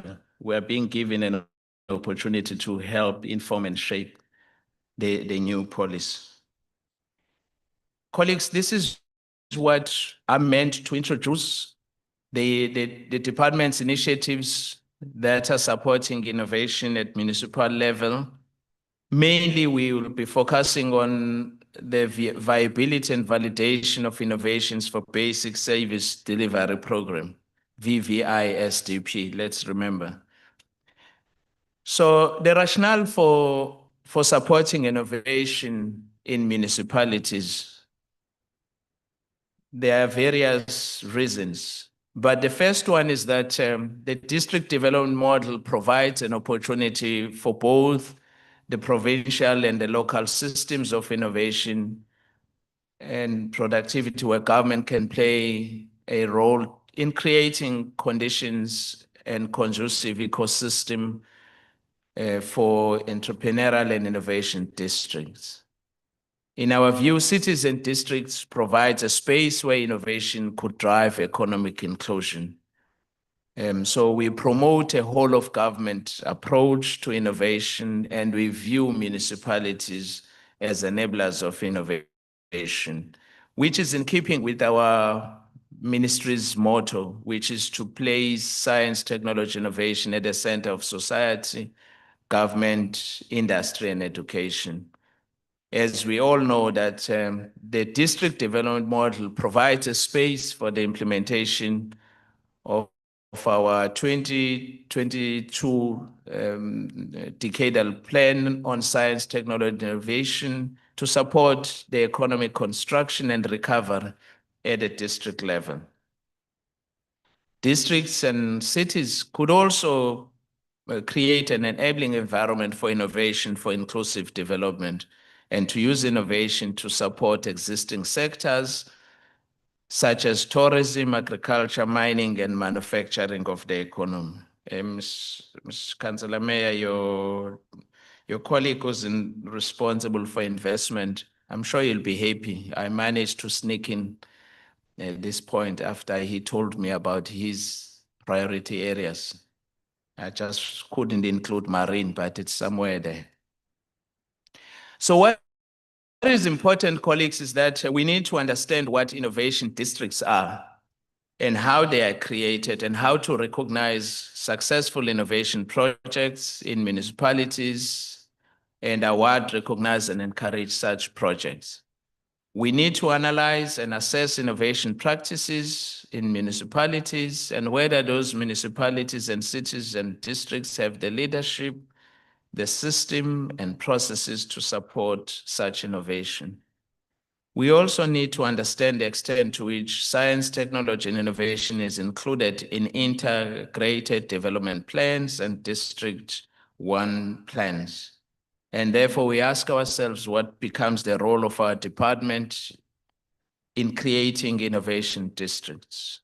We need, therefore, to assess how individuals, their talents, human resource capabilities, organizations interact with the innovation infrastructure collaboration within a context of a network of players in the innovation ecosystem. And then, of course, it's important for us to focus on how districts and metros are supported in order to become critical players in the national system of innovation. So this is a book showing or capturing or articulating the strategic framework of what we are talking about. We adopt a three-pronged approach. The first one is about the selection of current high-impact responsive initiatives to the district profiles, including the department and its entities database, capturing all DDM projects officially submitted to COGTA. In that regard, we ensure the profiling of current projects by looking at their contribution to the department's outcomes, this white paper, the SDG, Sustainable Development Goals, how they respond to poverty, unemployment, and exclusion. The DDM project selection criteria would include projects that are responsive to skills, employment, entrepreneurship, and economic opportunities, basic service delivery, local economic development, local supply chains, circular economy, women, youth, and unemployed. And there are 4 aspects of impact extents that we look at: high, medium, moderate, low, and it's how we differentiate. The impact areas that we consider include life-changing opportunities, economic competitiveness and recovery, access to basic services and societal problems, challenges and decision support tools. The second aspect is SBS innovations for service delivery. We adopt or promote a bottom-up approach where municipalities register their service delivery challenges that require technology and innovation. And you could see on the screen the applications, the summary of applications received. There are about 108, 78 were recommended, 30 rejected, and then 27 for project 1, 29 project 2, 8 for project 3, 7 for project 4, 7 for project 5. The third dimension is about viewing DDM as a platform for inclusive innovation and the implementation of the STI decadal plan initiatives. And here there are 4 areas or priority areas of the decadal plan that should be implemented within the context of the DDM. And therefore, these are some of the areas that we would be looking at. This slide, colleagues, provide a brief background of VVI SDP. What is important is to note that this is part of a support program for our system of innovation, which is funded through the European Union and National Treasury as part of the sector budget support, and it's been implemented over a 4-year period. Viability and validation of innovation for service delivery. So the component of this model, they entail selecting and supporting a small number of pilot projects whose purpose is to demonstrate the systemic viability of innovations or specific technologies, notably those that have received public funding to improve access to basic services with a view of promoting the realization of socio-economic rights for all, and in particular women and the vulnerable groups. In so doing, we enhance the ability of municipalities to integrate innovative technology solutions in the delivery system. We gather evidence through these pilot demonstration projects and thus contribute to improved decision-making by municipalities.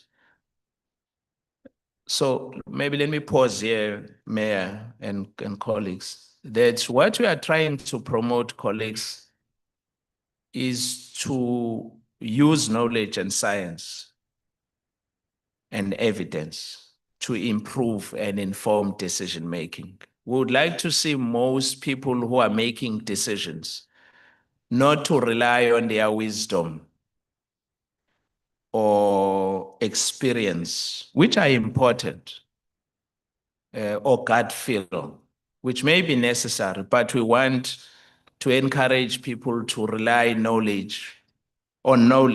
And I'm using knowledge carefully here because we are not specifying what type of knowledge. Evidence, we need to provide evidence. It's quite important. And also to make sure that we address systemic requirements for the adoption of demonstrated. This point, colleagues, that I'm talking about was very visible during COVID. That's why South Africa was able to sail through the difficult period that we were confronted with, because our national leadership did not base their decisions on how they felt at the time. Unlike some countries that promoted the use of jig, or for instance, they were saying you could use jig to deal with COVID. Here we had to rely on evidence and science. So that's the important thing. Now there are few projects, colleagues, that we have been supporting. And I will not elaborate on what they are, but I'll just mention what those projects are. The first one is innovative technology solutions for basic service delivery. The second one is decision support tools. The third is innovation capacity and innovation measurements. The fourth one is integration of innovation in municipal policy environment, e-participation and policy modeling platforms for municipalities, dialogues, monitoring and evaluation, impacts, lessons learned. And the last one is municipal participation and mobilization. Now, this slide shows the beneficiary, the municipalities that have benefited from a number of projects that I've mentioned. And then, so you could see UKZN is well represented. And then, of course, there are different entities that are working with implementing entities. So if we take UKZN as an implementing entity, you will see a number of municipalities that are benefiting. For instance, the city of Tshwane Metropolitan Municipality, Ekurhuleni District Municipality, eThekwini Metropolitan, the Waterberg District Municipality, etc. And then the slide provides examples. If you are from Cape Town and you are interested to know how the Cape Town municipalities are benefiting, here we are providing even details in terms of the project values. And these are the examples in the Western Cape of the interventions that we have made. Now, some of the key highlights of this program, colleagues, it include the establishment of innovation units within some municipalities. And then UKZN is introducing a course on innovation for service delivery for municipal officials, as in the process of establishing a center for municipal innovation, research, and sustainability. The two municipalities program director, it's called Umhlathuze. I can't remember how you pronounced it, which is fascinating for a professor. Waterberg are currently being supported by the CSIR to develop smart city frameworks, innovation strategies, and innovation policies. The third one is the identification of bankable projects for smart cities at a municipal level as part of Project 3 that I've spoken about. The identification of renewable technologies as part of Project 1 supported by SANEDI. And then we've also held workshops with various municipalities to gather requirements for e-participation and policy modeling platform. So we want Mayor to reduce human interaction. We don't want people who will complain that they are ignored when they visit municipalities, right? So we want to promote e-participation. Then the Municipal Innovation Maturity Index, which is a major focus of this event, assesses the innovation practices by municipalities. The leadership support for innovation continues to advance. And then, so the state of innovation in municipalities reports have been produced, and the project implementation on technologies and innovations for water, sanitation, waste management, and renewable energy is advancing, although started very low, or slow rather. As part of the DDM intervention, the department is concluding various memorandum of understanding with metros, including Cape Town, Tshwane, Rustenburg, the city of Umhlathuze, eThekwini Metro, and there are 6 additional municipalities. Our Council for Scientific Industrial Research, CSIR, is working with SALCA and and Tsepang, we need to get this thing, this name of them. DM is gonna be unimpressed with us. It's not, is it Dekok or Kokta? To support 20 municipalities as part of our innovation support. A cross-municipality peer learning workshop on e-participation and engagement with civic tech innovators happened at Civic Tech Innovation Forum. And as part of procurement of locally produced technologies through Technology Acquisition and Deployment Fund, the department, in partnership with the Technology Innovation Agency, successfully deployed a number of technologies that can improve education and learning in schools. Again, our department and TIA will expand the TADF to include South African small business research and this phase of now, Mayor, we don't want this. I don't think colleagues wanted to embarrass Tegwini Metro, but you will see that the engagement has been going on for a very long time with your municipality. We started in 2023, right, Dr. Mian? And then, so you could, it was supposed to be concluded in March 2024. So yeah, you could see the green one, we have signed the MOU.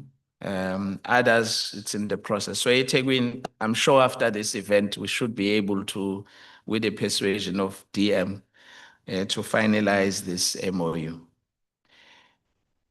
Now, so that colleagues appreciate what is this MOU about. It's about facilitating the development, the identification, and the implementation of joint programs between the various cities and the department to promote sharing of STI knowledge, expertise, and information, collaborate on various innovations to improve basic service delivery and municipal services, to promote research, development, and innovation partnership with a particular city, and promote policy dialogues, and ensure regional innovation support programs and local systems of innovation, and to support the implementation of initiatives as stated both in the STI and decadal white paper and the decadal plan. And it's also about establishing joint matching of needs and available resources within two parties. Program director, that's all that I was requested to share with the audience so that they can better appreciate the broader program within which the awards fit and sit. And I hope you understood as our champion and you'll advocate. Thank you very much, colleagues, for listening to us.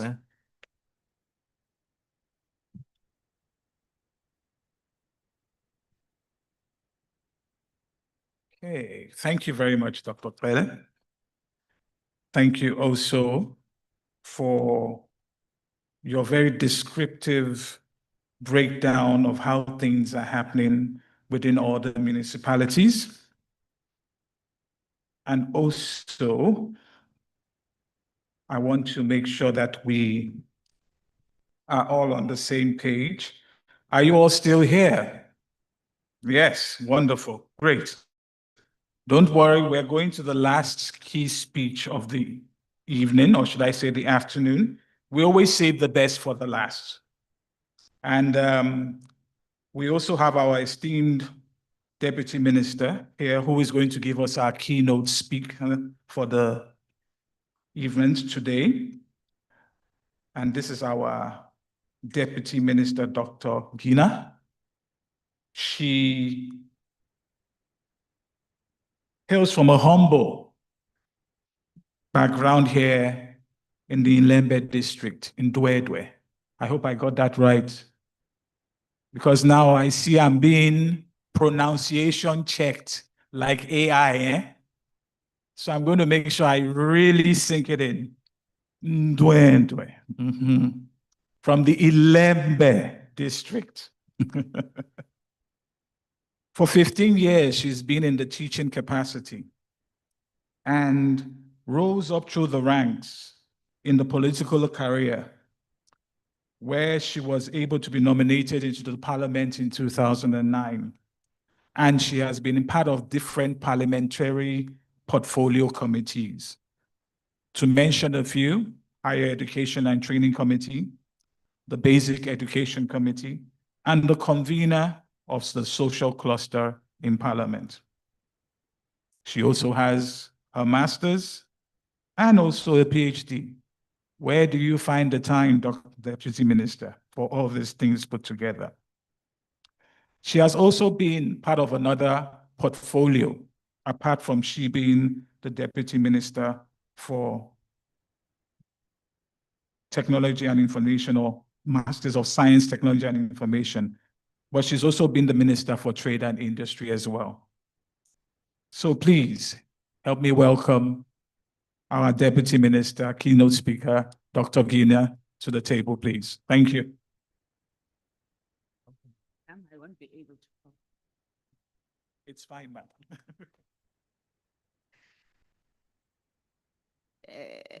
Okay. Program Director, thank you very much. Oh. I was practicing Program Director also to pronounce your surname well. But let me leave it. Let me just say Dr. Lawrence. Because Dr. Tele will correct me, because I don't think I will be able to pronounce your surname well too. Thank you very much, Program Director, Dr. Lawrence. Greetings to my colleague, Ubaba Masimula, Dr. Masimula, the Deputy Minister, Kakokta. Ngibingelele kuwe uNonkosi, the first citizen yaseThekwini.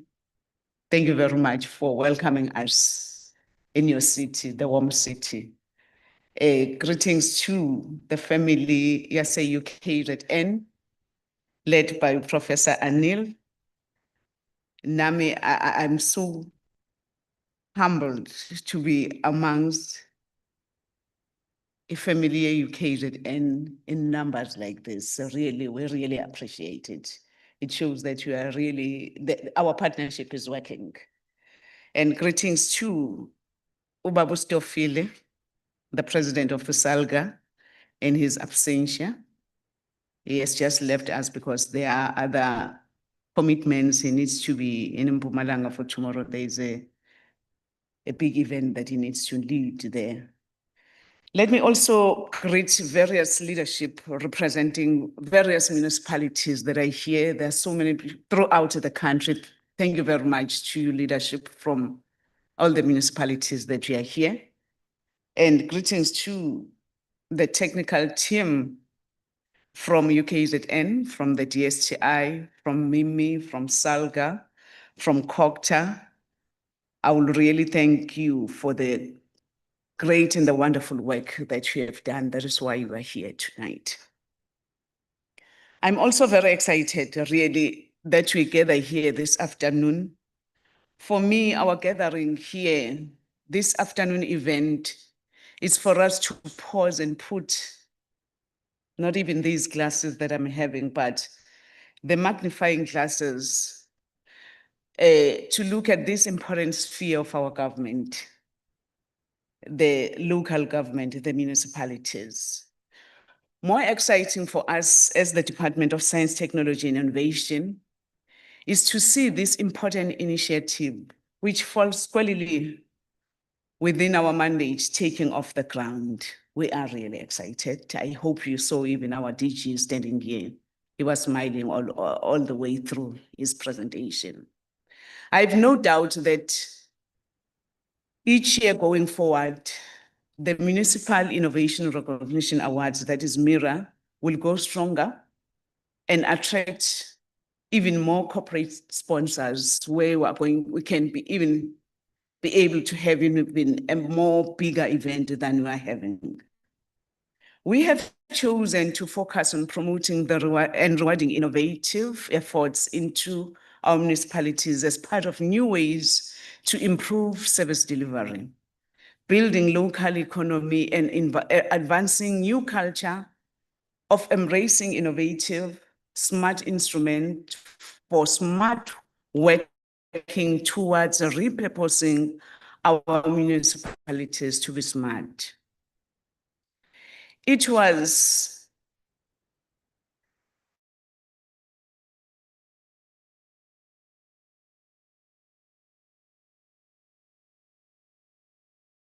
that genius.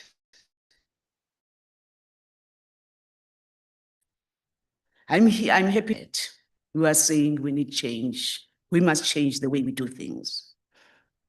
We have seen, or maybe let me say this. When we were busy advocating and Department of Science, Technology and Innovation together with our partners, that is UKZN, SALGA and COGTA, we are going to be awarding the municipalities on the work that they are doing. One of the questions that we were getting, they were saying, awarding municipalities. Then we said, yes, we are awarding the municipalities. But the question was, what awards after having received the ages of port? Then we said, no, these are really, having seen the reports really from the AG about the municipality's performance, yes, we said some of them, the municipalities might not have done well. It did not paint a good picture. Hence, in so many other people's mind, when we talk of municipalities, that will cloud the work that the municipalities are doing. We said there are still so many good things that these municipalities are doing. And our focus really today, as it has been explained, we are saying, we are here to say, let us award those municipalities who have put effort in making sure that they seek to find new ways of making sure that what do they do differently when it comes to service delivery, and how can they employ these innovative strategies for them to close that gap between them and their clients, that is the communities that they serve. Again, we're happy that for you to be here tonight, for you to receive these rewards and awards. We are going even to attract even those municipalities who have not even started to say innovation can be the answer and the solution to the service delivery challenges that you are faced with. And we are going to be drawing so many. And at the end of the day, we want to see all the municipalities changing and making sure that we deliver and we employ and use the innovation that we are going to be seeing today. We know that the more municipalities gravitate towards the adoption of smart city instruments, these municipalities will end up being effective, and there will be a lot less of ages, adverse reports and disclaimers in the long run. This is what SALGA wants to see. In many ways, this work we're doing in driving local government towards innovation and these awards must be seen as a key complementary work to SALGA's efforts in improving the local government sphere in this country, of which is a very important sphere in our government. Again, when I was thinking of what to say, I thought again of one author who is an author, it's a management consultant by the name of Peter Drucker, who said, quote, "Culture eats strategy for breakfast," close quote. In this context, Drucker was emphasizing the need to transform the organizational culture to suit changes, such change towards like innovation culture. Good people, resisting changes from old days to the new will hamper the leapfrogging towards technologies in our municipalities' business. Evidence abounds that municipalities that adopt innovation and new technologies improve quality of service. Innovation leads to effective delivery of basic services like water, sanitation, electricity, and waste management. Smart technologies disrupt the status quo and do away with old legacy systems of service delivery, most of which are a source of public complaints. In this context, municipalities that adopt technological solutions reduce cost in delivery services because technology tends to streamline processes without human error wastages. And I can assure you, if we continue to adopt this, less complaints will be seen and less of toy-toying will be seen in our municipalities. And to illustrate the above point, if you can think about the efficiencies and cost reduction brought about a municipality that has innovated a pay-as-you-go water supply system to its ratepayers, as opposed to a supply and pay system which many households blame collection offices for accounts estimation. This demand and supply mechanism within a predetermined cost structure empowers the consumer to manage the resource supply like a prepaid electricity system as opposed to meter system. This automated system reduces shift blaming and empower a ratepayer to be able to be in control of and based on their own budget. Again, that is the service delivery that we need as the ratepayers, as the consumers, and it will make things easy for you as the municipalities to work with the communities. Once again, think about municipalities that have digitized their interactions with the ratepayers, ranging from accounts payment, property evaluation, updates, and rate payments. The use of AI to handle people's queries and instant responses to build trust and information flow. Again, there, you'll be building the trust between you and the ratepayers, your clients. We again invite you to take the opportunity and make sure that we use the AI, you become innovative. And so the issue of municipalities adopting more and more innovation in their work processes and system is not a fast track of a bigger municipalities like metros and those with strong urban municipalities. This imperative of embedding technology in our local sphere is required even more urgently from the rural-based municipalities to solve the stark problem of development in our rural communities. There is a prevailing sense of realization and doing bare minimum in rural municipality from a perspective of adopting new ways of working, including adopting innovative tools. The excuse that we always hear about of the lack of revenue, that we only rely merely on grants, really, for us is not that much of an excuse. We are saying, as the Department of Trade,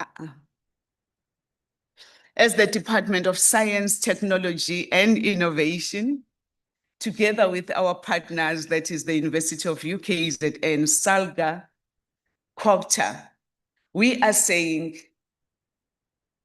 let us make sure that we do away with the lack of creativity, more especially by the senior officials at the municipality level. Let us be creative. Let us be innovative. We are going to be able to solve the problems that our municipalities are faced with. Our call as the DSTI is for the municipalities to open up themselves to partnership with government, to partnership with the stakeholders that are here, with the government agencies that can help work with them to address technological gaps. This department that I'm lucky and privileged to be working with, we also have a privilege to have a leading agency. I will make just one example. One agency that is known to be the best in Africa, that is the CSIR, that develops all kinds of innovative prototypes, client ones. Government and private sector work with CSIR for various world-class innovative solutions. The department, with our agency, we are open to say, let us work with you, all the municipalities.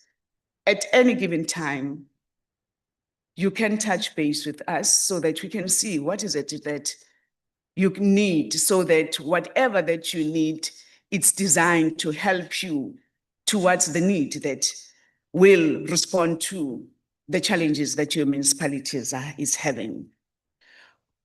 I will just mention a few of our agencies. We also have the Technology Innovation Agency, that is TIA, that focuses on the technological developments and their onboarding to institutions and businesses. These agencies work with different departments at all levels and other municipalities that approach them. No municipality can have an excuse for lacking assistance with such world-class government agencies in place. In this regard, as the Department of Science, Technology and Innovation, in line with our decadal plan on science, technology, and innovation, and our new mantra that our DG has mentioned, our new mantra is, we want to place science, technology, and innovation at the center of government, at the center of education, at the center of industry, and at the center of society. We pledge to support all the efforts to the transition of our municipalities, big or small, to be innovative, driven, and technologically embedded. SALGA need to work with our department more effectively when it comes to this regard. Let me take this opportunity to congratulate all the municipalities who are winners and recipients of this year's awards. This must inspire those who are still behind to go and begin this journey in their municipalities. In future, we will want to have all the municipalities qualifying in terms of criteria, which is based on them adopting an innovative culture and infusing technologies in their businesses, in their business processes.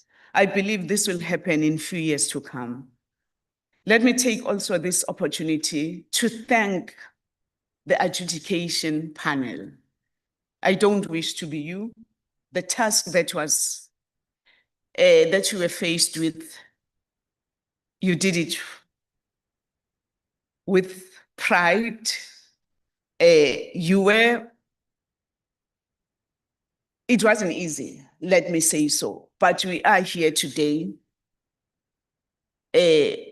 through the work that you have done. It wasn't easy, as I'm saying, but to all those municipalities really who are the winners today, you must know that you have given them a very hard time. Those who did not win today, this will be a yearly event, I can assure you. Learn from those who won today and do even much better and be stronger than those. And so that even the adjudication panel, for the work that they've done today, next year, they even get more and more experience on what they've done. So thank you very much to our adjudication panel. The work that you have done will never go unnoticed. Thank you, Program Director.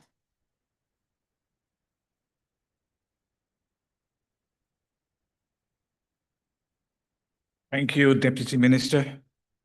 Thank you for the confirmation on what the government is doing.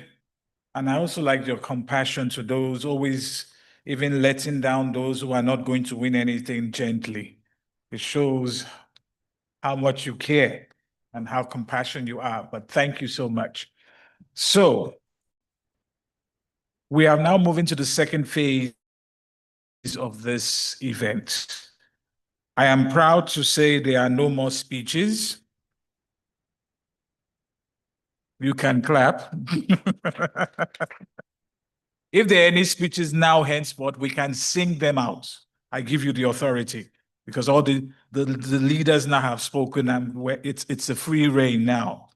So we're moving into the aspect of the awards. But before we get into that, I hope my Zulu dancers are ready.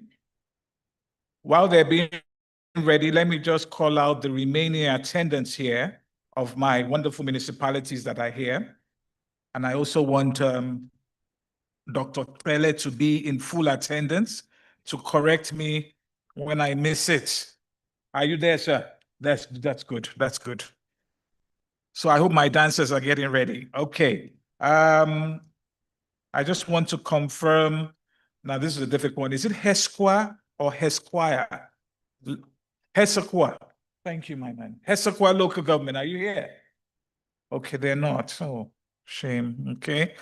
Dr. Ruth Seho Motsi. Yeah, I got that right, didn't I? Thank you. Clap for them there.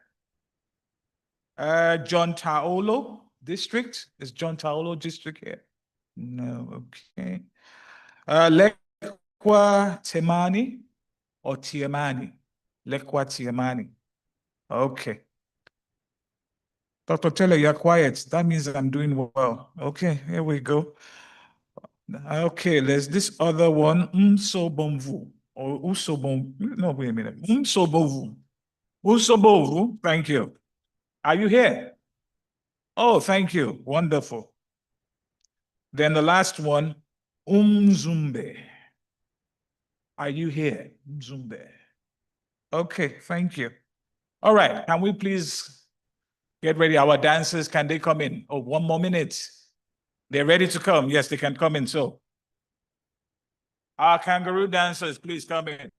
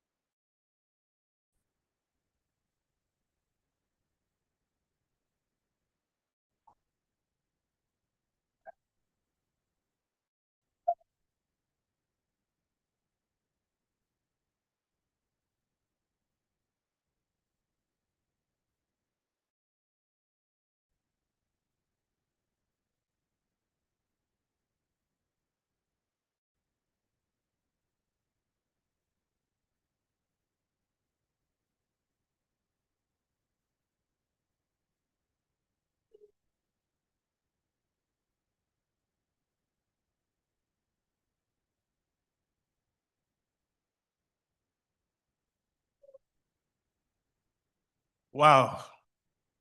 That was exhausting just looking at it, eh? I used to be part of their group. What, you guys don't believe that? I was part of their group a couple of years ago in my dreams. I always visualize myself from doing flips and backflips all over the place. But let's give them another round of applause. Thank you, the kangaroo dancers. All right. So moving on, as we can go quite quick because everybody should be hungry by now. So let's get on with this first category of the recognition of municipalities that have participated in the Municipal Innovation Maturity Index.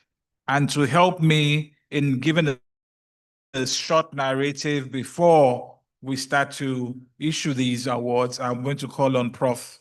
Stembiso Mieni, one of the brains behind this event.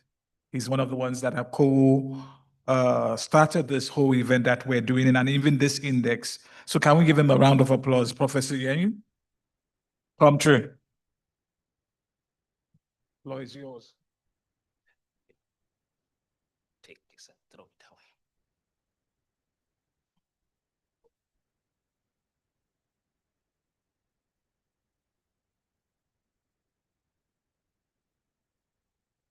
away. Thank you so much, Program Director.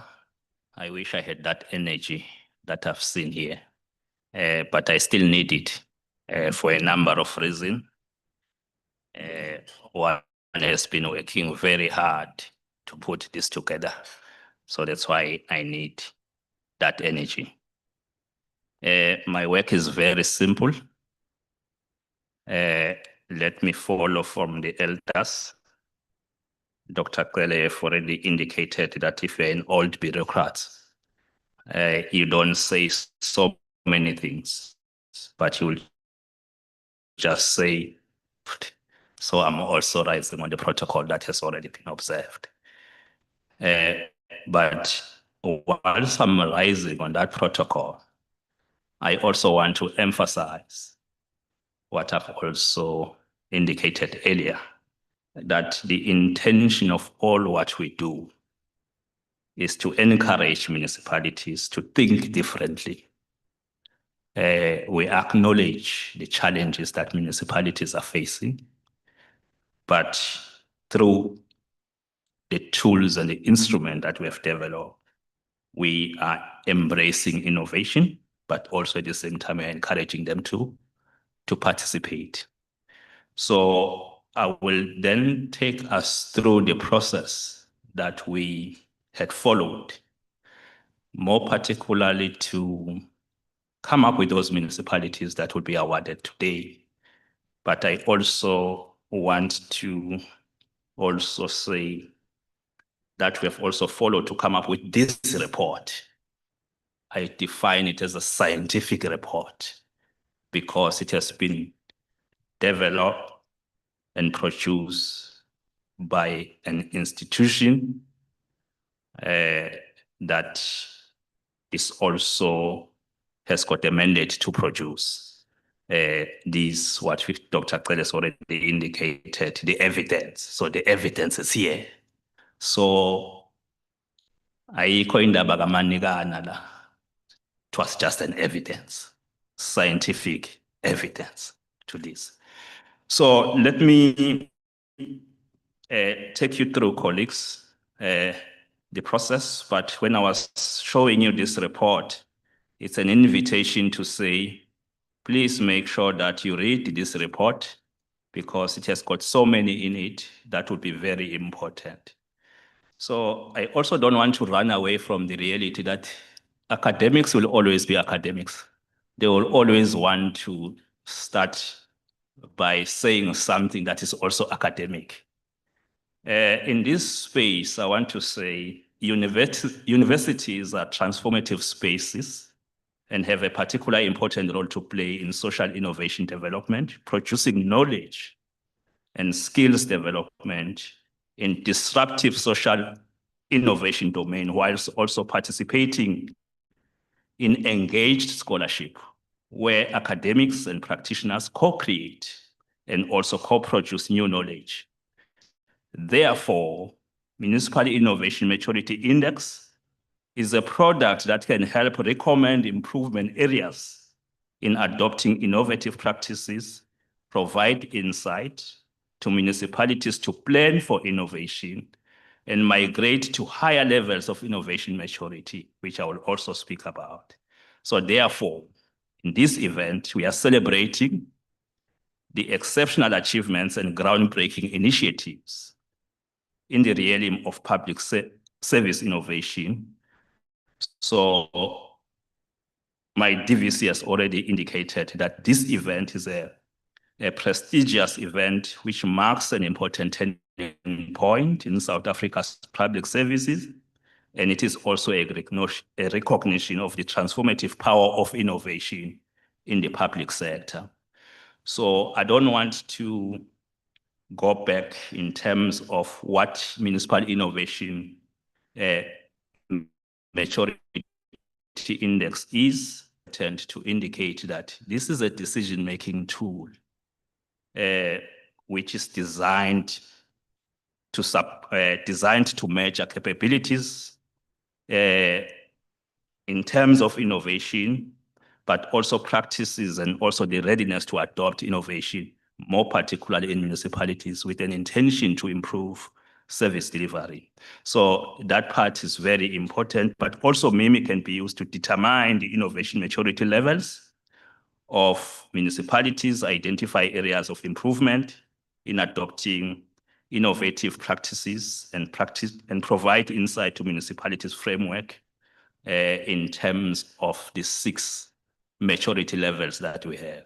I will invite colleagues in their bags that have been given as a present to, when they've got time, to go to page 10 and 11. That is where they will get a deeper understanding of these maturity levels. So whilst that has been said, colleagues, I also want to indicate that we're all aware that my principals here have been alluding to the fact that this has been the work which we have been doing for some time. You can date back as far back as 2011, 2013, but I think more critically, I can only start in 2019, where MIMI works to transform MIMI to a digital platform in actual sense. This instrument that we are using for municipalities to enroll themselves, it was a paper-based, but through technology, we're able to move it from being a paper-based to be a digital platform that we are using, that municipalities so far are interacting with, which operates through ArcGIS Survey 123 platform and functions through the website. So you will all know that those who have been interacting with it, there is a website, but at a glance, the website has been developed with functionalities to allow rollout and participation of municipalities as members of MIMI, which in turn could result in an accreditation of municipalities based on their innovation maturity levels through the MIMI Awards. So these awards are based on those maturity levels then. So because as I've already indicated that I don't want to spend too much time, but I've also indicated that I will want to invite you to look at in a report, to look at those maturity levels that we talk about.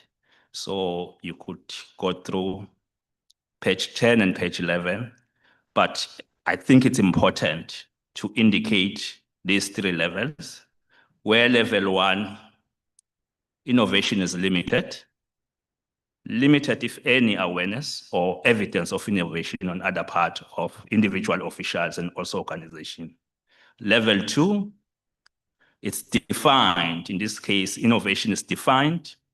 Officials understand innovation principles and innovation strategies are in place, but there is little, if any, evidence of innovation. Very complicated, but we'll get it later. Level 3, it's applied.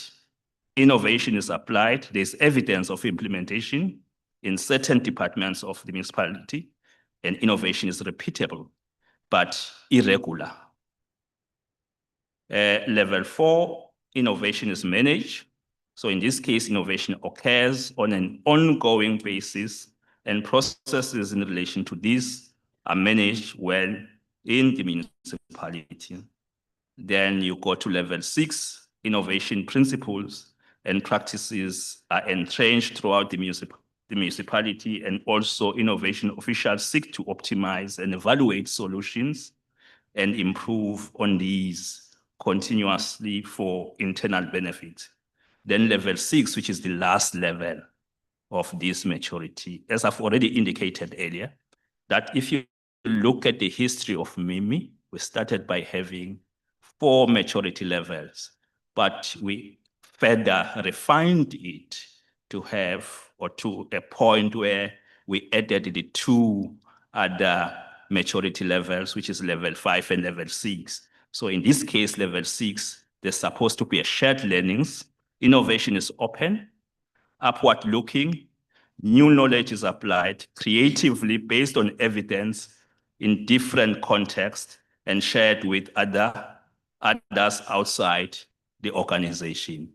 So the categories that I will be presenting here are on the basis of 1, on the participation of those municipalities, 2, on the maturity levels some of those municipalities will have had. So in this case, you'll find that, maybe just to make an example, you'll find that in terms of participation, as you could see in the report, 57 municipalities participated. But in terms of maturity level 3, which we consider the most, on the basis that there is an application there, so we're leaving out the level 1 and 2, but in their individual report, that is where then you will then indicate to them in terms of how they can be able to improve to go to the next maturity levels. Those reports are also inserted. So in this case, for each and every municipality that participated. One of the benefits has been that we have prepared this report, but there are also individual reports for these municipalities, just to appreciate your participation. So with that said, colleagues, the reason why the program director was asking who is available, because we're trying to run away from the fact of calling municipalities when they are not here. So what is going to happen, we'll call municipalities who are here, but we'll also try to make sure that those who are not here will receive their trophies, but at the same time, at the end of this event, we'll also try to roll over those municipalities that we did not. So I'm saying this because we don't want to find ourselves in a situation where we are being criticized that some municipalities were called, others were not called, but we were taking into consideration the issue of time. I think that is also very important. So in this case, as I've already indicated, that the first category for this, which I will be presenting, will be on the basis of municipalities that participated in the Municipal Innovation Maturity Index. So now I have to go back now to my leaders and invite them, more particularly because the University of KwaZulu-Natal Executive has to be handing over these trophies. So therefore, I will invite you, acting VC in this event, to come through. But I will also request that Prof, the DVC of Health Sciences, you should also be part of that proceeding here.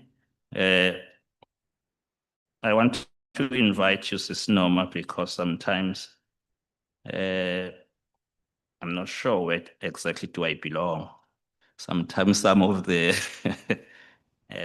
words, they run away from my mouth. So therefore, but I know that the reason is because my mother is a Swazi, my father is a Zulu, so maybe there is a mixed match there.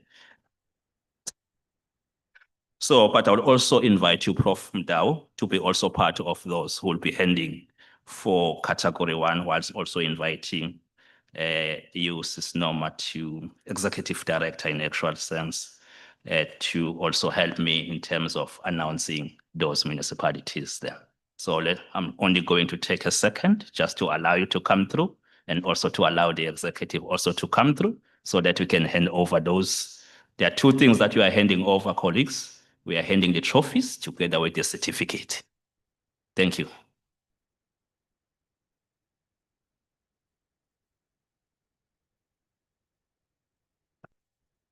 So, these ones that we have marked, so they are present. These ones.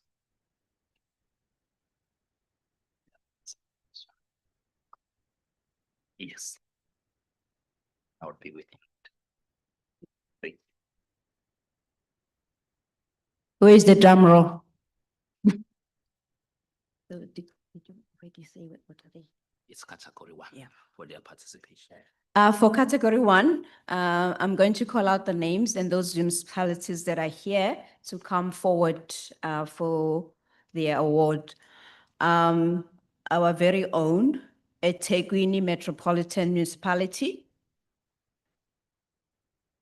You must clap harder. You must remember where you are. City of Tshwane Metropolitan Municipality. Emalahleni Local Municipality.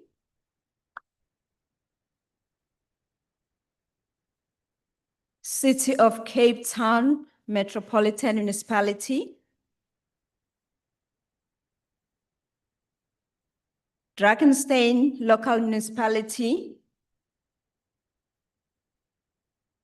Gora Local Municipality. Msunduzi Local Municipality. Umgeni, local municipality. Dr. Ruth Sechomotsi, Mopati, district municipality. Ger Sibande, district municipality. Bashe, local municipality.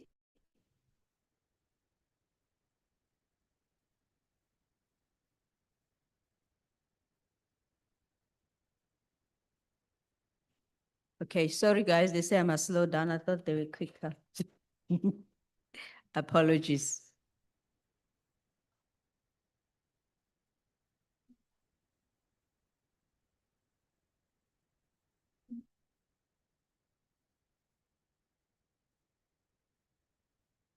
Yeah.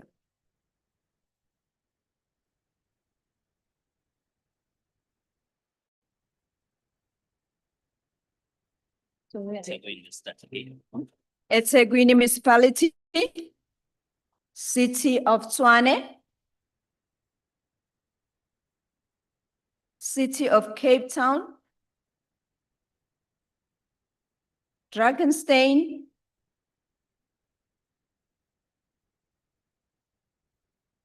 Cape Town.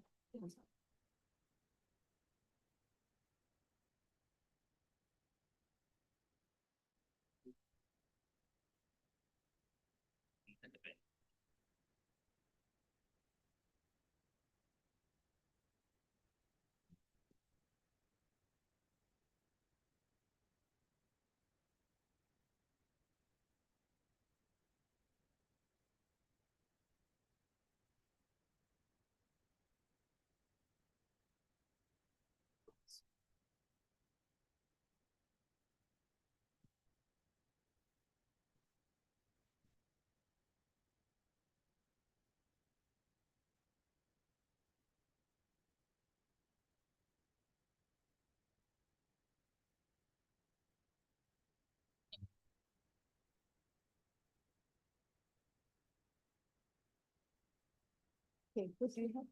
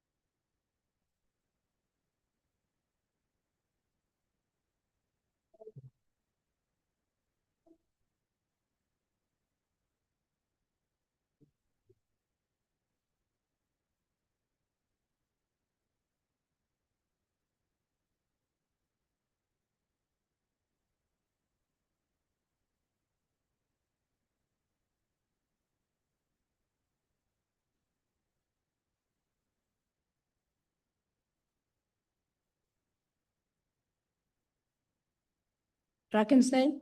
Are they here? Hmm? Oh, Emalahleni.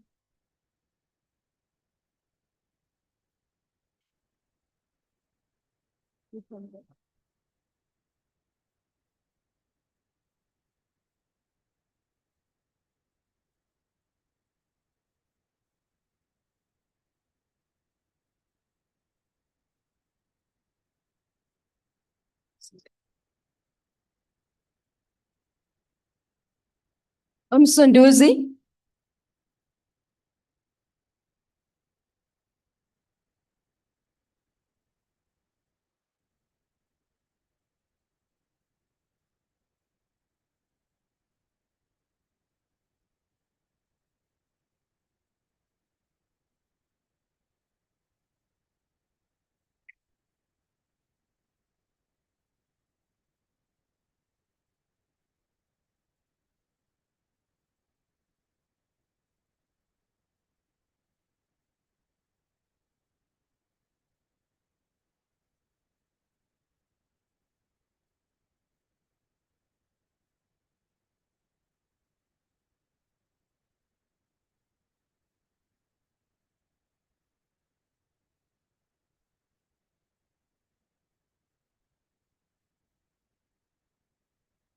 Umgeni.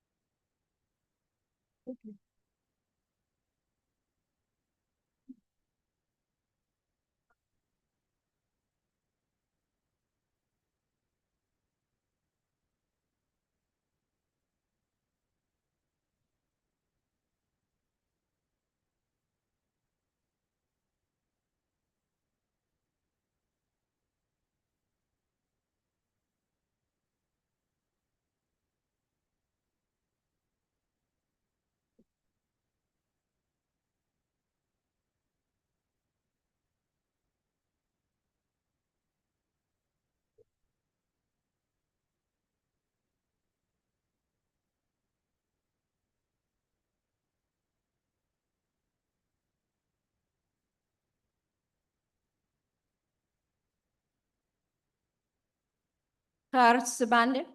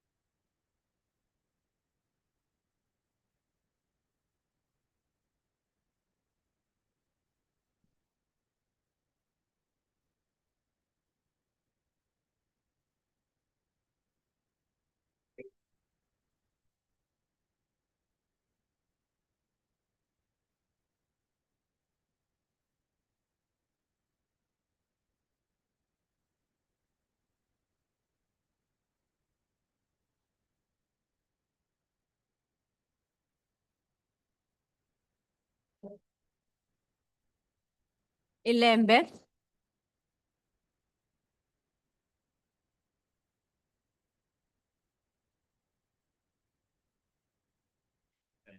Ilembe.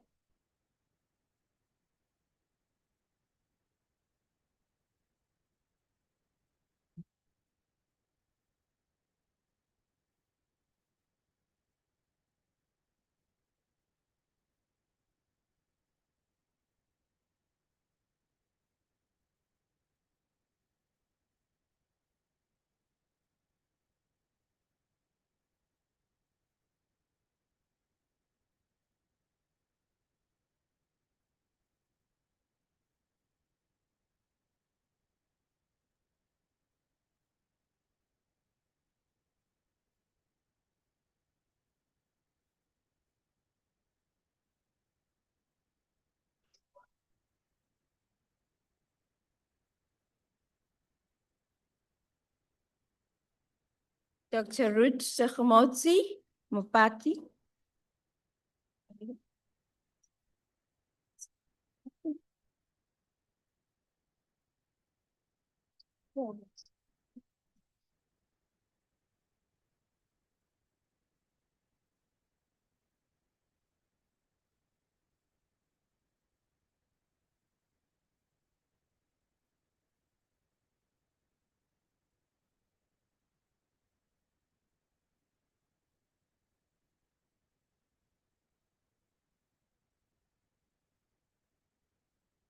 Mbashe, local municipality.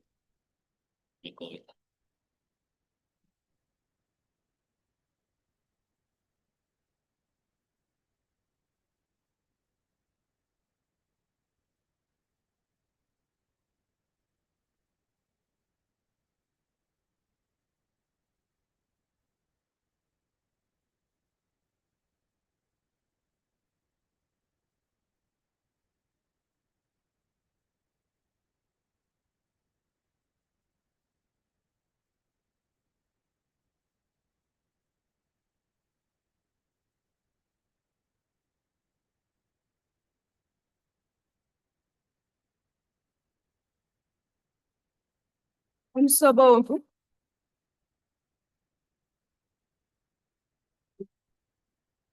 Umsobomvu.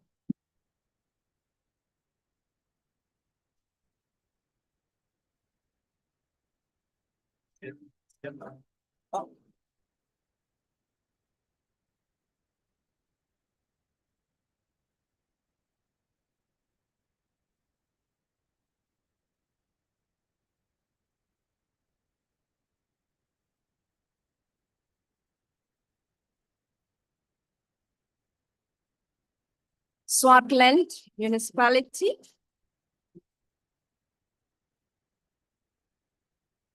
Swartland.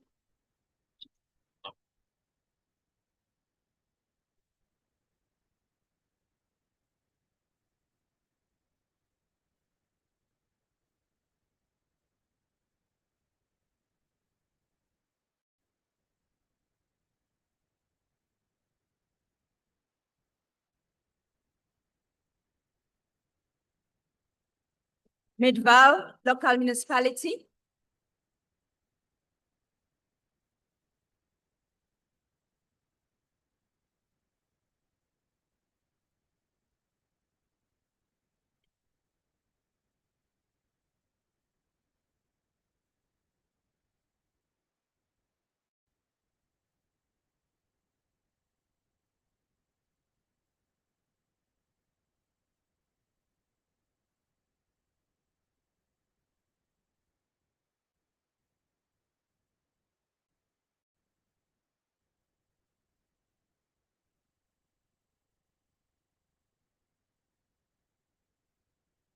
Kocha Local Municipality.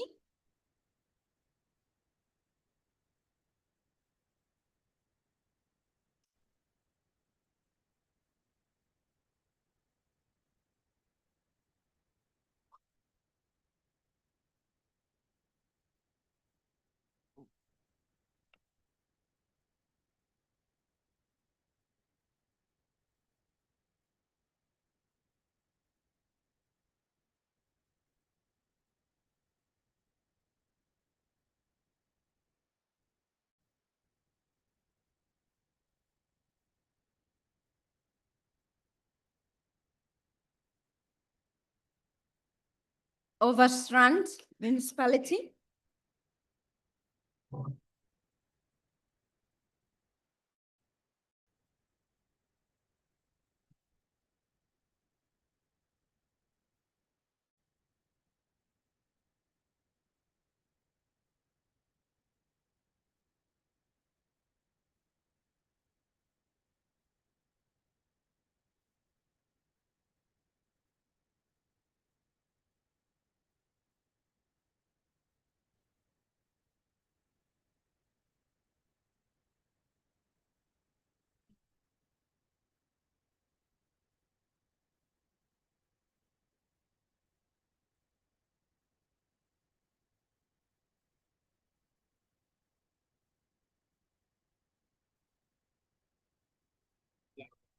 Namakwa Municipality. Namakwa.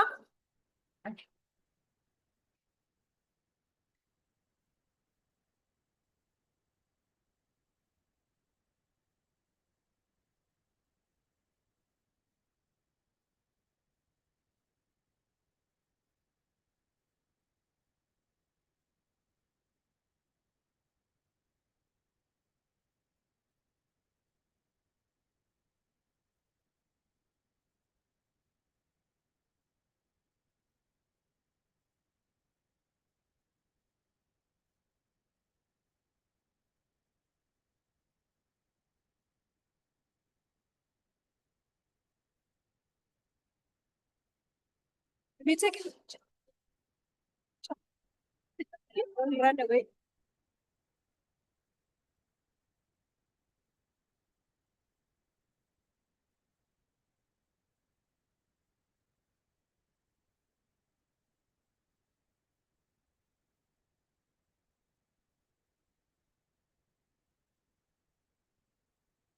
Dr. Ruth again.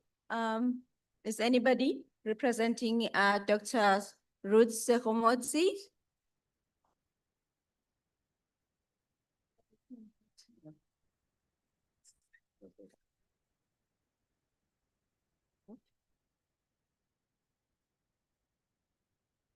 Umgungundlovu, they're not here.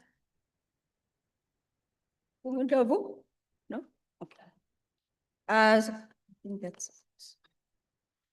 So, colleagues, can you give them a round of applause? This certificate of appreciation is awarded to all the municipalities for participating in MIMI. Another round of applause. Thank you so much.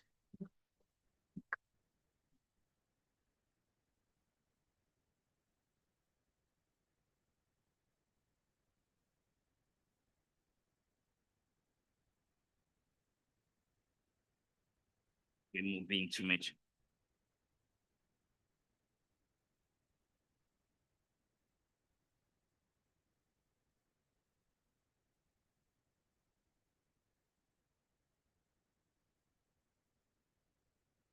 Check. Let me check my notes. I had my notes in.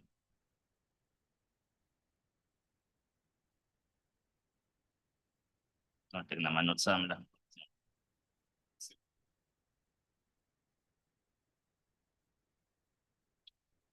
Yes.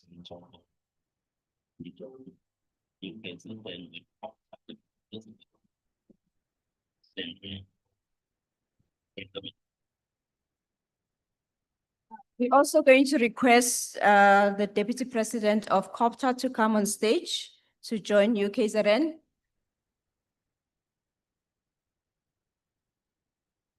We are now moving on to the Special Recognition Awards for achieving level 3. So before we call those municipalities, we need to give them a round of applause.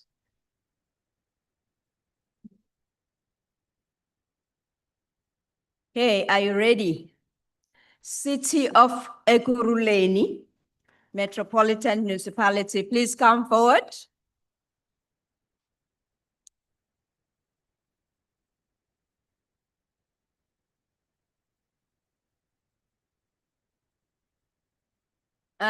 They don't seem to be here. We're gonna move on to the city of Tshwane. They are here.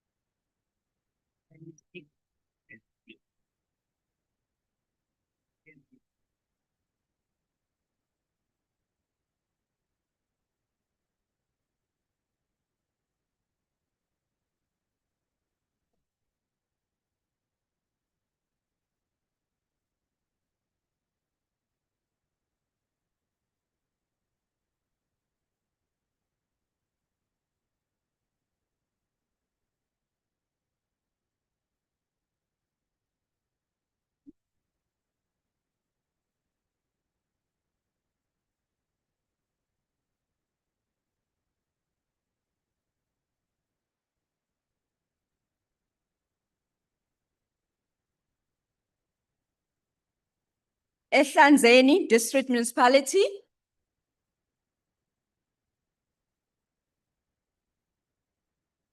Emalahleni Local Municipality.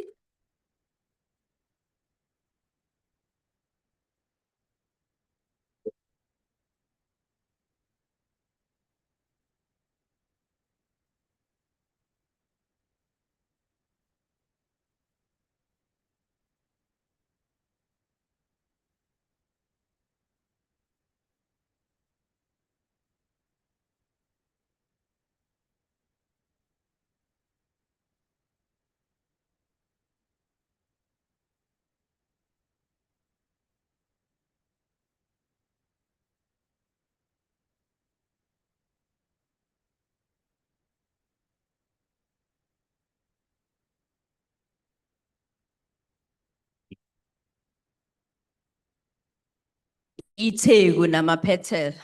eThekwini Municipality.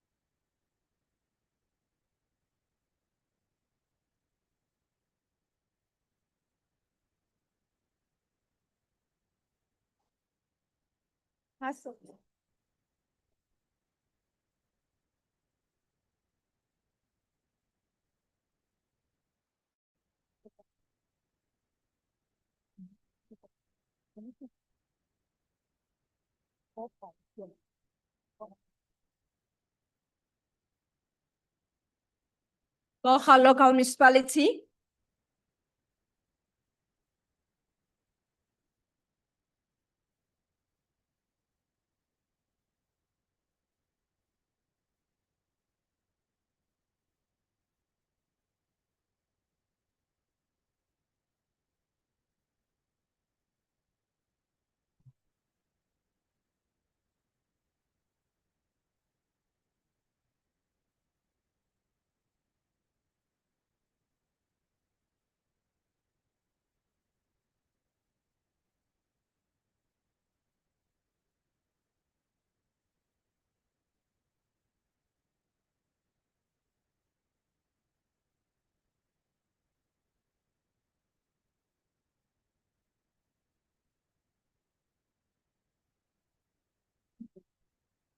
So again, colleagues, give them a round of applause. I think the others are not here, so we're going to move forward.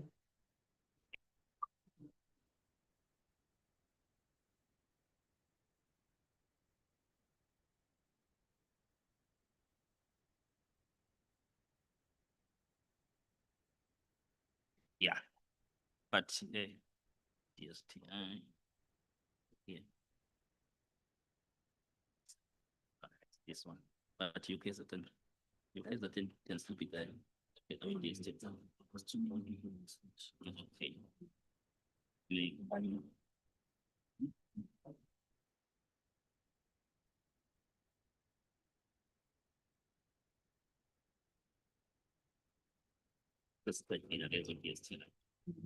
Can we call the STI on stage to come and assist with the next category, please? Wow, what's this? Okay, thank you.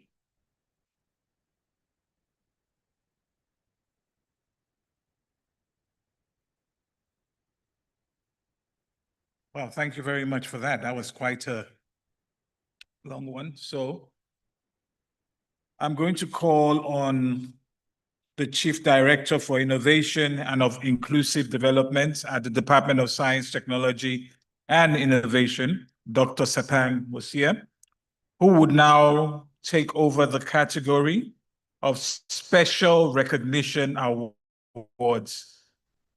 I know you guys still have hands. Please clap. I don't want to lose us. Thank you very much, Dr. Musa. I think this is a very exciting category now. I'm not going to be very long. I think we will really want to see how we proceed and get to the completion of this particular event. So the category I'm presenting is the Special Recognition Award category. Exciting in this category is a municipality that we feel and have assessed in terms of the MIMI scores as the most innovative municipality in the country. So that's very exciting, but I may want you guys to take a guess and maybe help me to, if some of you have got some ideas, maybe you can take a guess. I think some of you can take a guess of which municipality this is. Right. Now, maybe let me talk very briefly about the participation and why we feel it is important for the municipalities to really participate on the MIMI scores and also on the MIMI assessments. We get evidence. I think Prof. Myeni explained it's a scientific process, and we keep refining how better we can improve the MIMI tool and also to be able to justify our decisions. I think apart from understanding concerns from Auditor General, but also understanding the situation of the municipality in terms of its financial performance and other issues maybe related to whether a municipality is in administration or not. So we keep refining our approach and looking at ways we can actually improve the MIMI assessment scores, but also produce evidence that can be accompanied by the reported scores that we receive from officials who participate. So remember, he explained when we do the MIMI assessments, we look at individual behaviors. These are the behaviors of municipal officials. But the more respondents we get, the better the result. So in this particular category, I'm just going to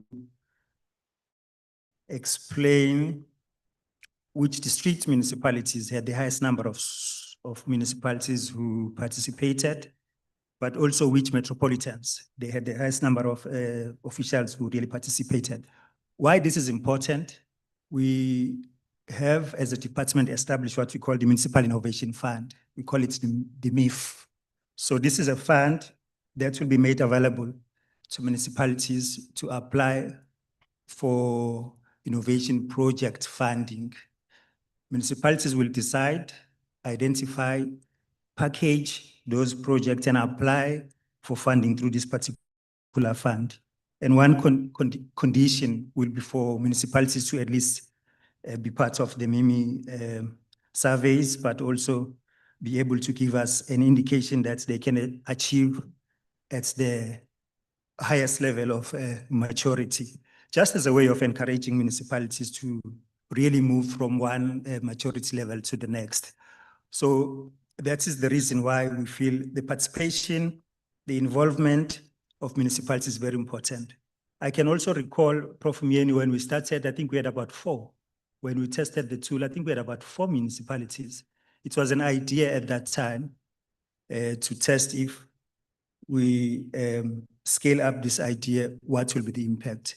So today it's really exciting to see this tool becoming a center tool, or becoming a tool that we can use to understand what is happening in municipalities. I think we've got about 57 municipalities that are now participating. Looking back at when we started, about 4, so it is really encouraging. Right, so let me get to it. As I've mentioned, we are acknowledging 2 things. Municipalities with the highest number of MIMI participation, right?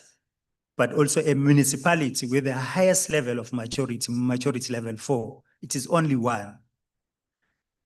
I come from KZN, but it's got nothing to do with me coming from KZN.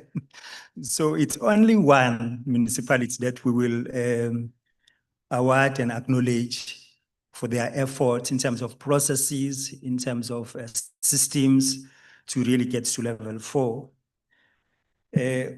Now, just to create a bit of order, what we will do, I think I will ask my DG to perhaps support me and join me on stage when we hand over the awards. And also I will ask Deputy Minister to join me. I will also ask Ms. Ngwenya to help me announce these municipalities that have got the highest number of participation on MIMI. Right, but just to create a bit of order, what we will do, we will call a municipality starting with the metros with the highest number on stage. We take pictures, we hand them over, the trophy, the certificate, we will hand them outside of this particular session. So we'll hand over the certificate, but what we'll hand over for now will be just the trophies. So we'll call one municipality to come on stage, and then we'll take a picture and hand over the trophy, and we call the next one so that we have a bit of order on stage here. Right? Now, let me ask Dr. Cele to come forward, Msingwenya to come forward, TM also to come forward and help me.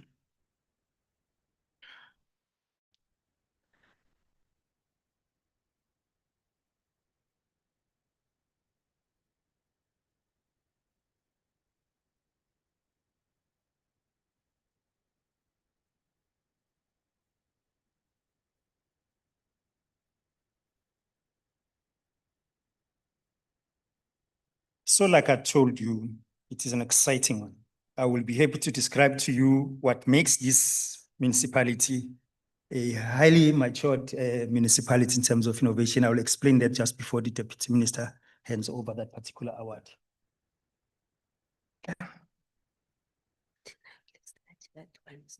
Yeah, these are the ones with the highest number of participation. Just that.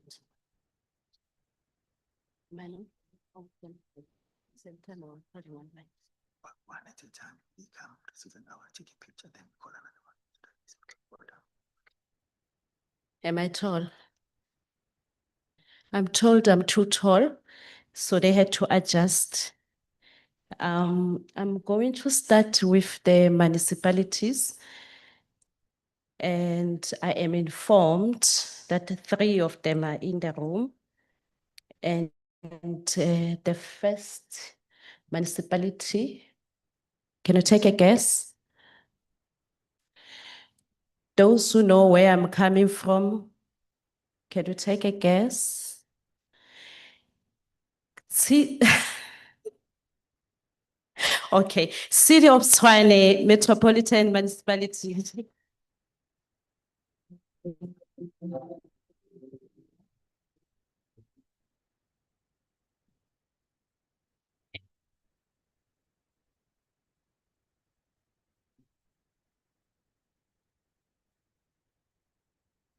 Congratulations. A round of applause.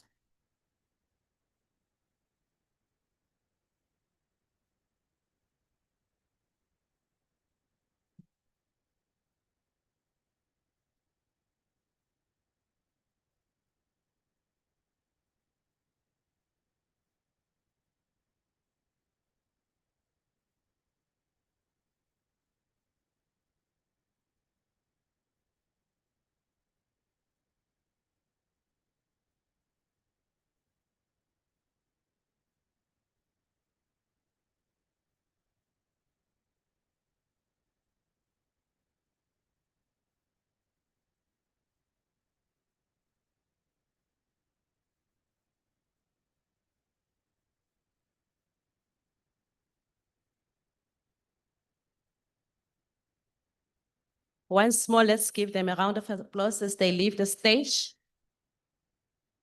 Thank you. Now we go into the second one. Those who could not guess, are you able to guess? Emalahleni local municipality, please come forward. Congratulations.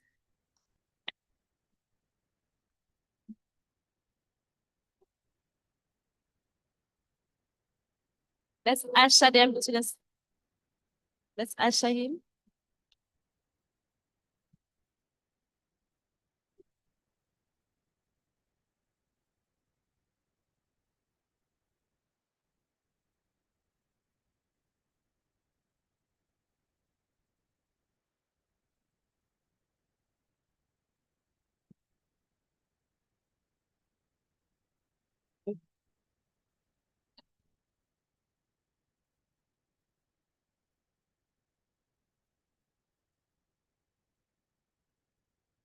Thank you. Congratulations. A round of applause again.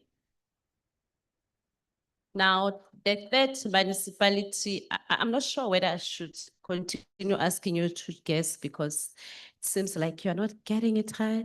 Anyone who wants to take a guess? No. Yes, no. eThekwini Metropolitan Municipality, please come forward. Let's usher them. Our host.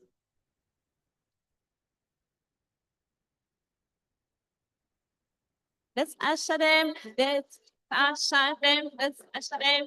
If you know what is good for you, just usher them. Otherwise, there's no dinner.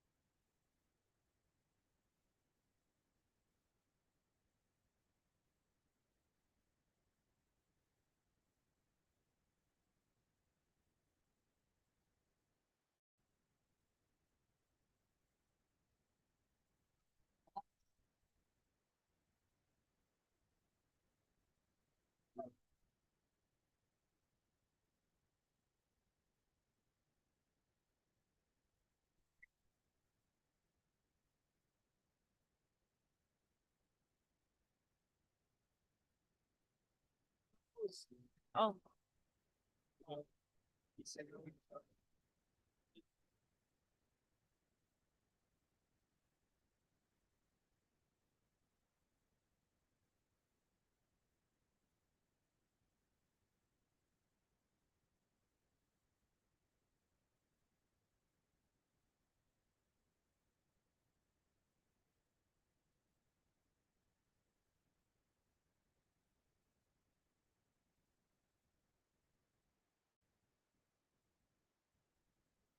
Congratulations, congratulations.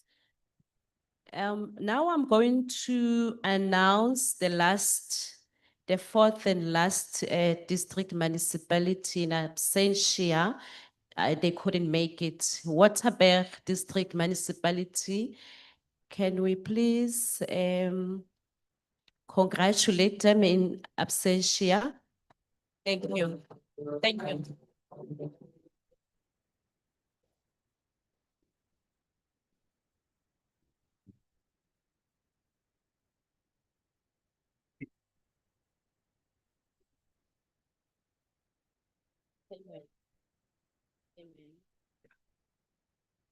So, ladies and gentlemen, I think I will now move to the municipality that is winning our Mira 2025 with the highest score in terms of the Municipal Innovation Maturity Index. I think they scored level 4. This is the only municipality at level 4. But I just want to explain the maturity level itself, what it means. So this is a municipality that manages innovation, and it sees innovation as very important. Innovation happens continuously, and there are related processes that are well managed within the municipality. At level 4, the municipality demonstrates evidence of well-managed and emphasized innovation processes, along with awareness and understanding of innovation. This municipality applies, manages, emphasizes the use of innovation and innovation performance measurements. They've got rules that are established, they've got procedures and resources in place. There is evidence that this municipality has the necessary innovation infrastructure and financial resources that are allocated to manage and support innovation. Additionally, there is evidence of collaboration and idea flow between officials and external stakeholders and partners. Officials are involved in innovation processes. Officials are also involved in technology projects. There's testing, there's piloting. The municipality appears to understand and actively seek innovative solutions. It manages systems and business processes to record, to store, and to retrieve knowledge. There is clear evidence that knowledge is effectively managed and emphasized and is used to develop new practices as well as improve service delivery. Innovation is very strong. Innovation is supported by the leadership of this particular municipality. Do you want to take a guess? Let me hand over to someone who knows better, but you can take a guess, Zanele, over to you.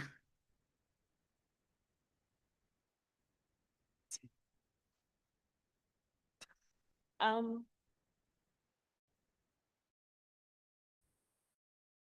have been informed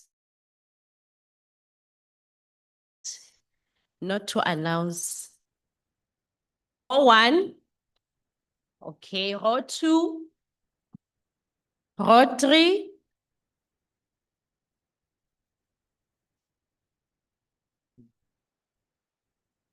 Okay. Row 4.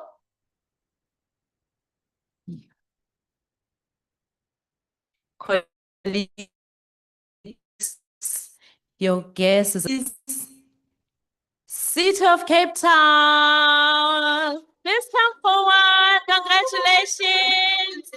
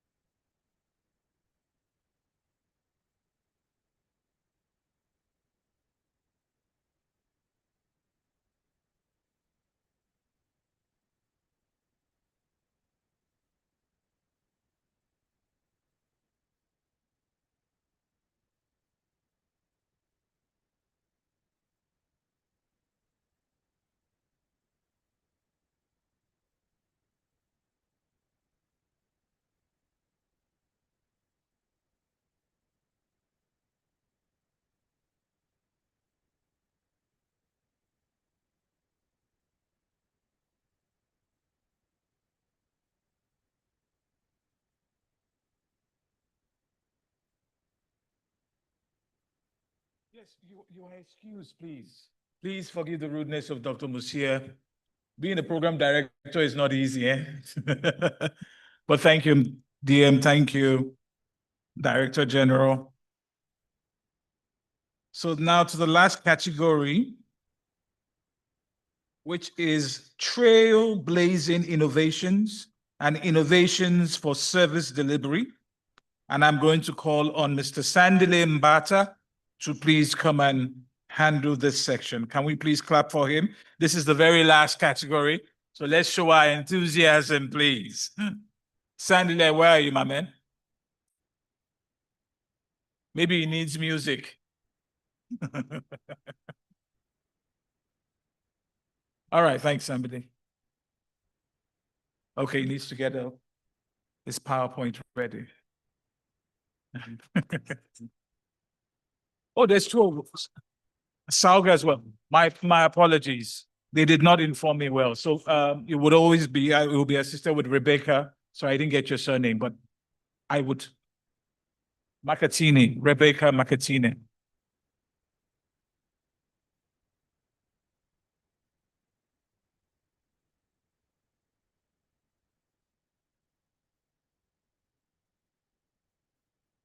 Director for Innovation for Inclusive Development. Oh, so Department of Science and Innovation. There are two reasons for us championing technologies and innovations for basic service delivery. As a department, we entered into a partnership with SALGA, a very strategic partnership where we are collaborating.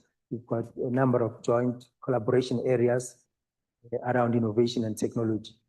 The one I can mention is on water RDI roadmap, water research development and innovation roadmap, to look at innovations to address water challenges, climate change, and a number of other RDI initiatives.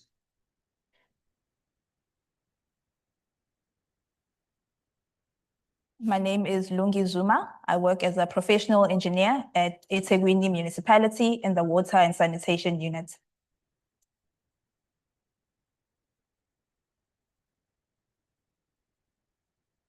I work in the department where we look at research and innovation when it comes to water and sanitation.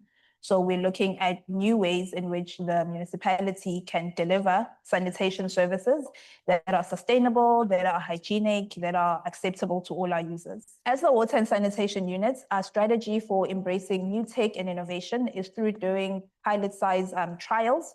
So trialing the new technology or product at a smaller scale before rolling it out on a wider scale.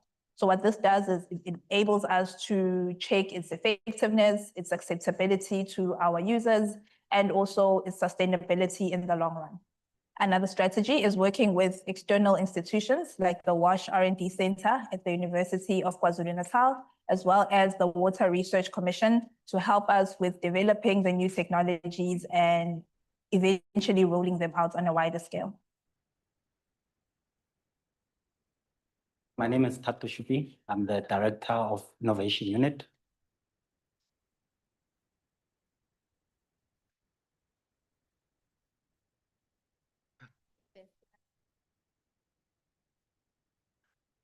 A very good evening. So it's a graveyard shift, but we're going to make it fun and we'll make sure that we get you a bit more excited. Rebecca is going to sing as we sort out the slides, and we'll get started. So thank you so much for your patience and really appreciate that a lot.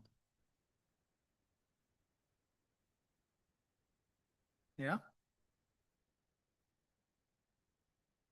That's that.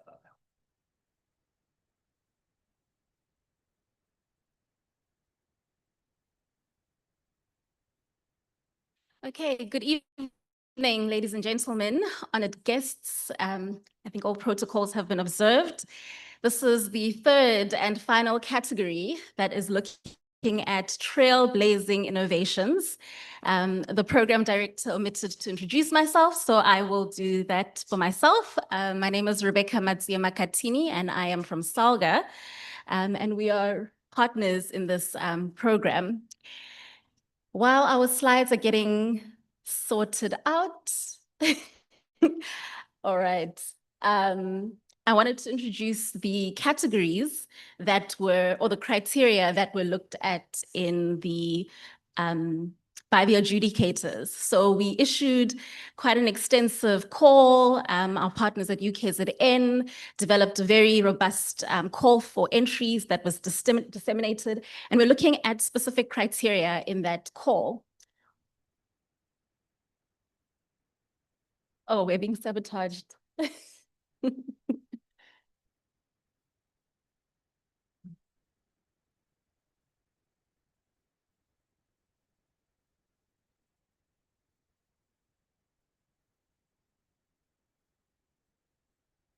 Okay, while our tech is getting sorted, I can just read from the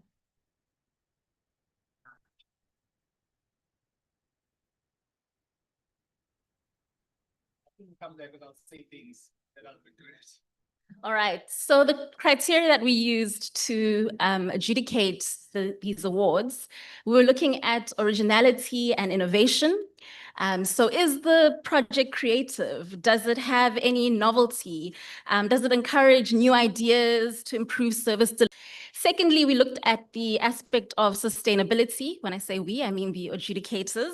Can the project be a short-term or a long-term, not a once-off, but should it be sustainable? Can it contribute to the quality of life? Can it deliver benefit over time? And these benefits looking at social, environmental aspects as well. Then the third criteria that was looked at was the criteria of impact. So can the project deliver an impact in the community? That is, does it improve the lives? Does it drive economic outcomes? Does it foster social inclusion and entrepreneurship in any way? Fourthly was the criteria of applicability. We know that projects that are innovative are applicable to their context. So this criteria was looking at, is this project in response to the context in which it is being implemented? And can this project go on for a long period of time and demonstrate an ability to go on for a long period of time? And then the final category, or not the final, the fifth category that was looked at was the facet of transferability or replicability. So the adjudicators looked at whether the project could be scalable, could it be institutionalized in another municipality? We know the strength of innovations are also lie in their ability to be replicated in different contexts. So that was one of the criteria. And then finally, the criteria was looking at the measurable outcome. Can we measure how many people have benefited from this innovation project? So those were the 6 criteria that were used to look at the trailblazing category. And we received quite a few entries. We had about representation from 5 different provinces, which is a good coverage. 20 municipalities submitted their entries. And of those 20 municipalities, we had 4 metros, 3 districts, and 13 local municipalities, which gave us a total of 51 project entries. It must be mentioned and commended that the city of Cape Town, as well as eThekwini, who have been big winners this evening or this afternoon, also submitted the highest number of entries. So let's give them a round of applause as well for that.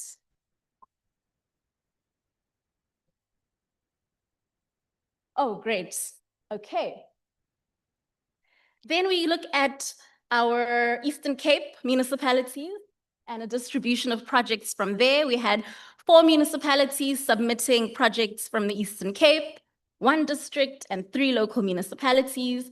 And what we've got there depicted is a dashboard developed by Dr. Sandile Mbata, which just condenses and summarizes the project objectives and the submission that was received. It might be a bit small from where you're seated, but just to give you a sense. We also acknowledge our municipality, Koga, in the Eastern Cape, who had the highest number of entries. So well done, Goga. We also acknowledge your clean audit as recently confirmed by the Auditor General. Moving on to Gauteng.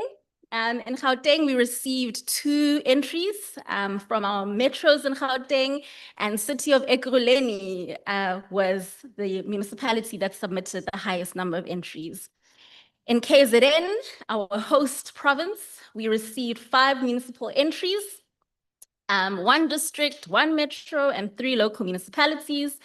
But despite the small number of municipalities, there were 15 project entries that were submitted. So something is happening in those 5 municipalities when we look at the number of projects that were entered. So well done, KZN. Special acknowledgement to eThekwini and Ugu district. Districts being represented is always a very encouraging thing to witness. Moving on to our next province, Limpopo.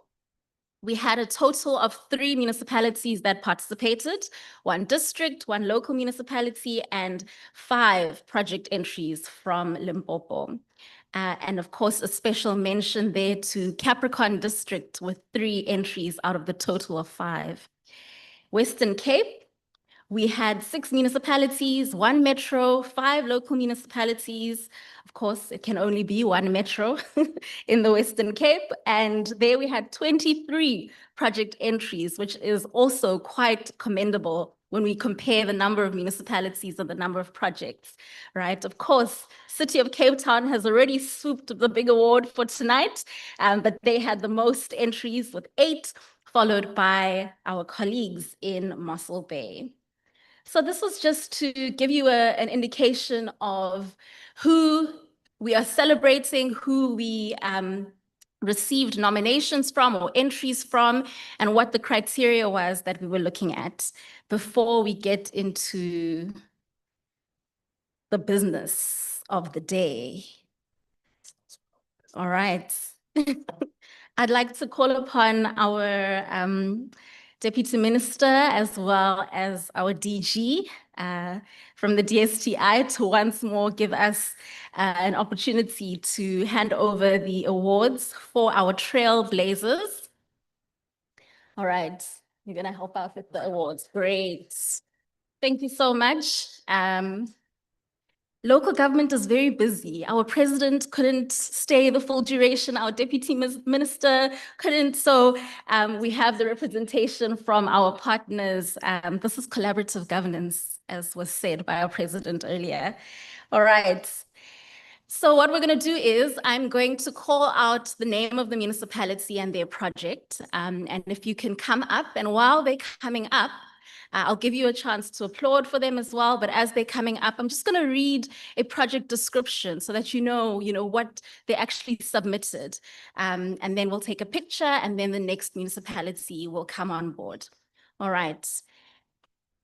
Our 6th trailblazer is from Chris Hani District Municipality. Is Chris Hani in the house? Okay, Chris Honey's not in the house, but it's worth mentioning their project submission, Machibini Water Package Plant. And this project was in the heart of Eastern Cape, delivering on the promise of dignity through access to clean, safe water. The Machibini Water Treatment Plant is a forward-looking infrastructure project that is currently under construction and will soon supply clean drinking water to the communities of Machibini, Ilenge, and in the next phase is Beleni. The project's comprehensive scope includes the construction of 5 million litre water reservoir, a modular package treatment plant, a dedicated plant house, and an off-grid apparatus. All of these designed to ensure reliable water access in areas that are often overlooked. So in absentia, we recognize you, Chris Hani District, for your project, Machibini Water Project.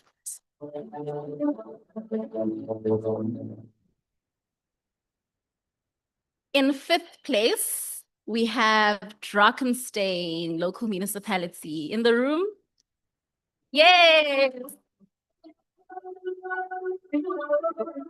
Thank you, Drakensberg. Your project on transforming indigent management through technology and compassion was recognized. Drakenstein's initiative is a heartfelt fusion of technology and humanity, recognizing the importance of supporting the most vulnerable while sustaining a culture of payment.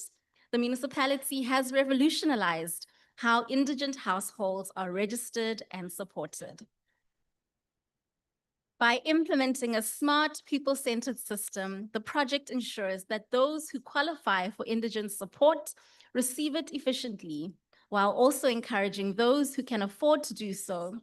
This balance of compassion and fiscal responsibility is a powerful example of inclusive, tech-driven local governance. Thanks, Drakenstein.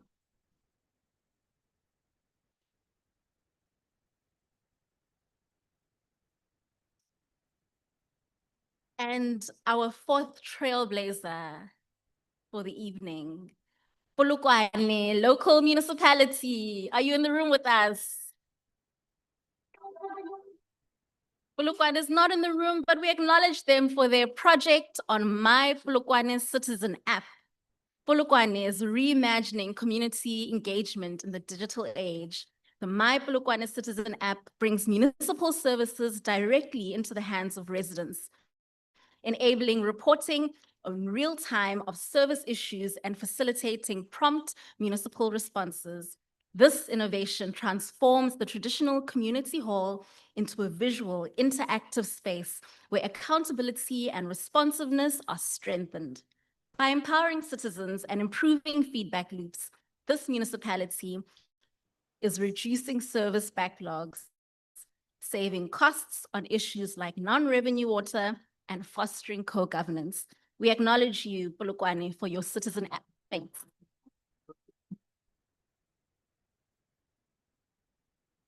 Okay, then in third place, this is now where people start shifting in their seats, getting ready. Third place, we have Mossel Bay Local Municipality. Are you in the room with us? Not in the room with us.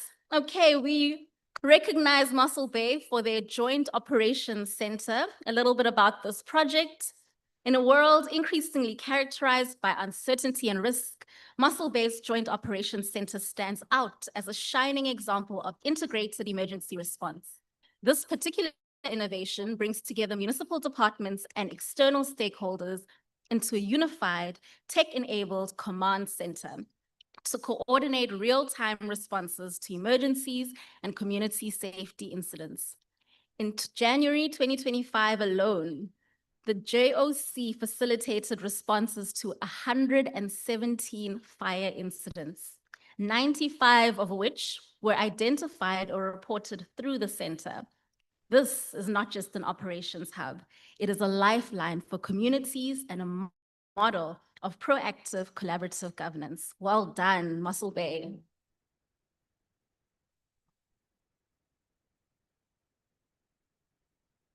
In second place, please tell me you're in the room with us so we can properly recognize you. In second place, we have City of Ekurhuleni.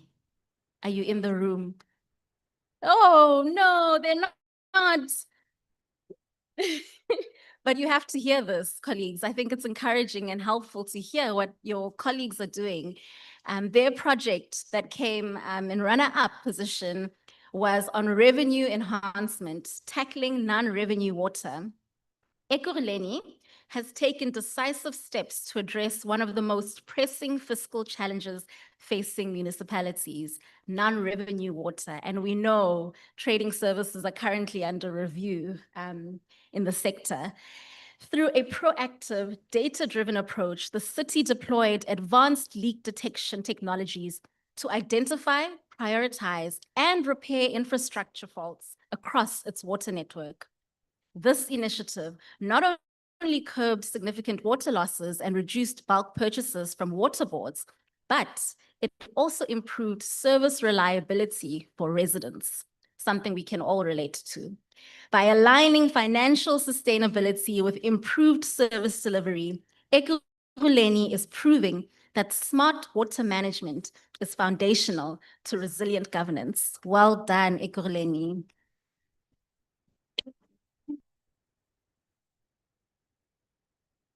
Okay.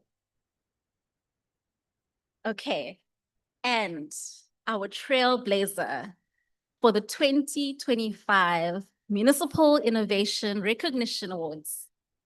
They're in the room with us. This I can confirm, right? So we're all going to give them a very loud cheer because now they're representing all the trailblazers that weren't here. In first place, we have the city of Cape Town.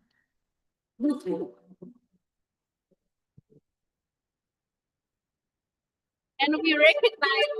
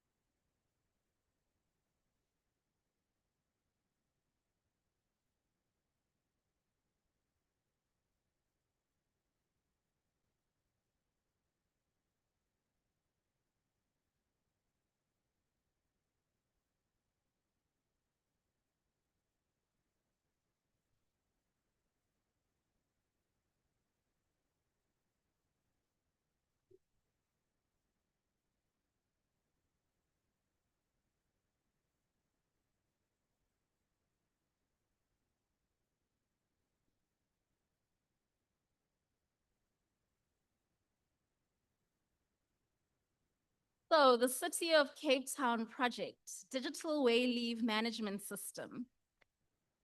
In a city known for its infrastructure dynamism, the City of Cape Town has introduced a game-changing solution to streamline development-related permissions.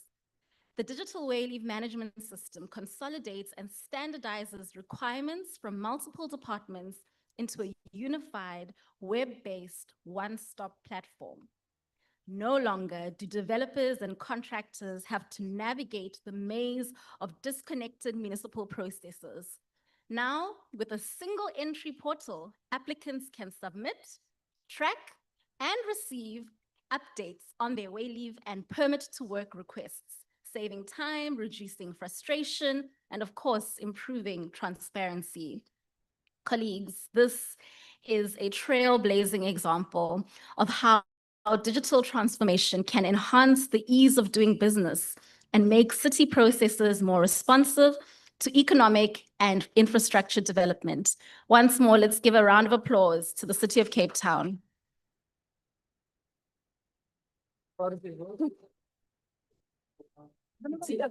I was just here to look pretty. I'm done.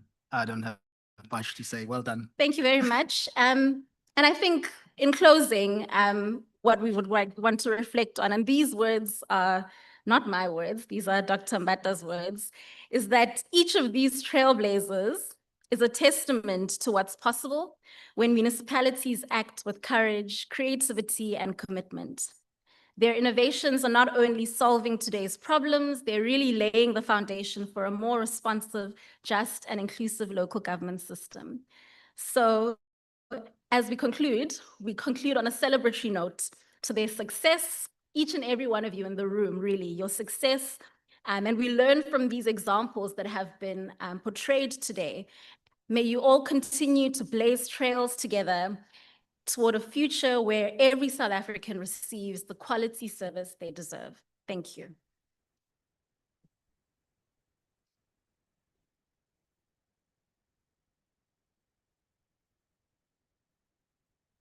Thank you very much. That was wonderful. That was really nice. I really appreciate how that went. Everybody still in the house? I think they do deserve, they did try, especially how eloquent Miss Matse Makatini was. Thank you for that. We've been sabotaged in the background. They didn't give me your name. They only gave me Dr. Sandile's name. So I will kill my programmers for that one. And also, just also the apology to my DG and DM. So sorry for standing for such a long time. I think it's just that, when we have our leaders here, we like to use them well. Yes, we really love you. So we are just going to have just 2 events left. I know. I feel for you. I feel for you. I know the stomach is rumbling. Some of you are tired. Some of you are even wondering if we're going to feed you at all. The food does exist. The poor chef is there waiting for me to give you the go-ahead, but I just have 2 items to quickly cover. First, we're going to entertain you. Then after, Prof. Mieni is going to come and give the vote of thanks. I will try and make sure we wrap it up in the next 10 minutes. Is that okay? You see, I'm being a politician now. I'm being very truthful. Okay. Now, if it doesn't happen exactly, don't blame me. Blame the government. All right, then. Are my kangaroo dancers ready? You have 5 minutes to entertain us, please. So please come and jump so that our eyes can feast on how you do all your movements and somersaulting. Then Prof. Mieni with a quick vote of thanks. Can we give our hands again to the kangaroo dancers? Thank you. I'm sure you can do better than that. These guys come with a lot of energy.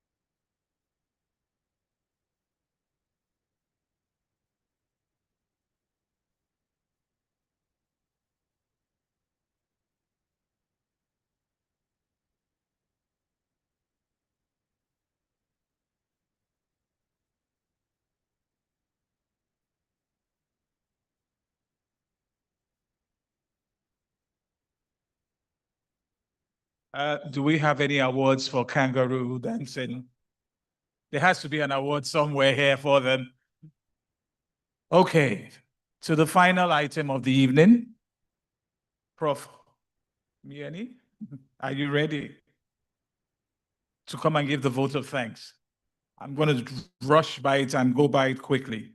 So this is the final item. So can we just clap for Prof. Mieni so that he can come and give the votes of thanks? Well done to you, Cape Town. I am jealous because I haven't won anything tonight, but I've been very quiet.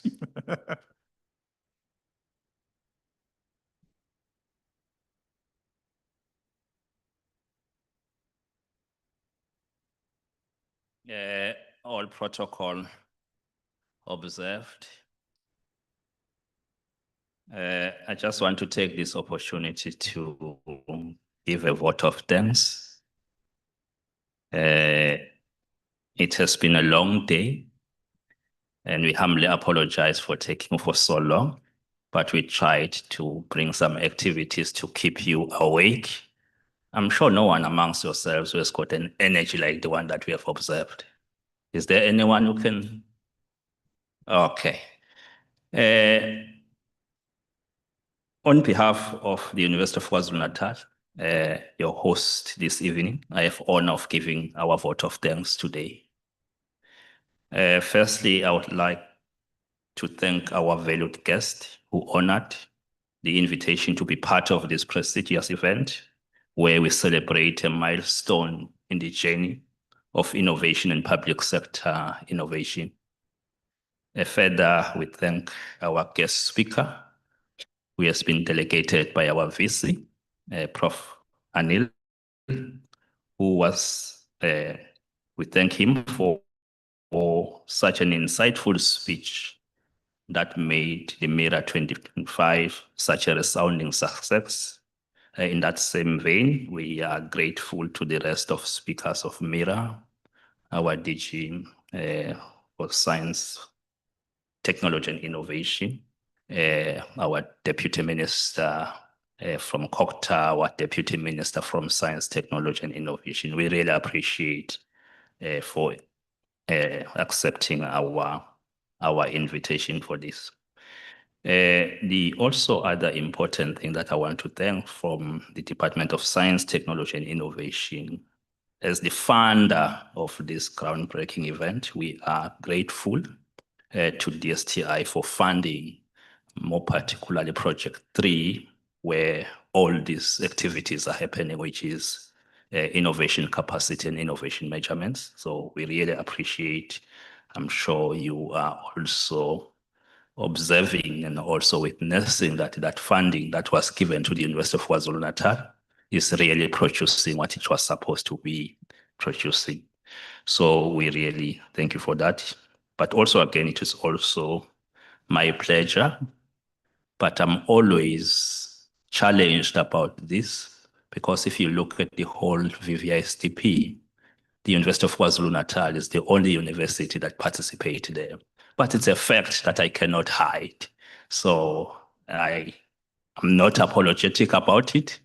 That is why I'm keep on repeating it when I have to. I would like to thank the following for their outstanding contribution to the success of this event. Firstly, the University of KwaZulu-Natal and its leadership for providing a home to some of the project of viability, validation and innovation for service delivery program. We really appreciate from the executive of that opportunity that they've given us. We normally define ourselves as the young stars in the university. And if we are given an opportunity, we can be able to excel. We really appreciate that.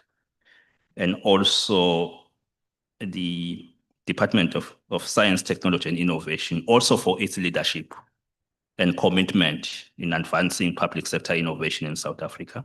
And also, again, I've already acknowledged their financial support that they've given. We also thank the eThekwini municipality for hosting us in the city, and insight presented through its first citizen, His Worship, Councillor Cyril Klaba. We really appreciate that.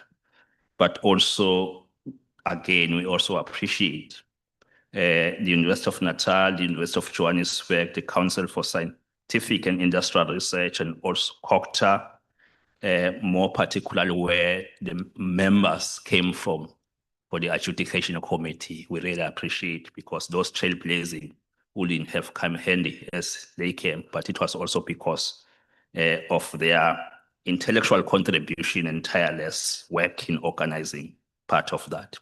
We also appreciate the South African Local Government Association for their mobilization of municipalities to participate in all processes of the Municipal Innovation Maturity Index, together with the Municipal Innovation Recognition Awards.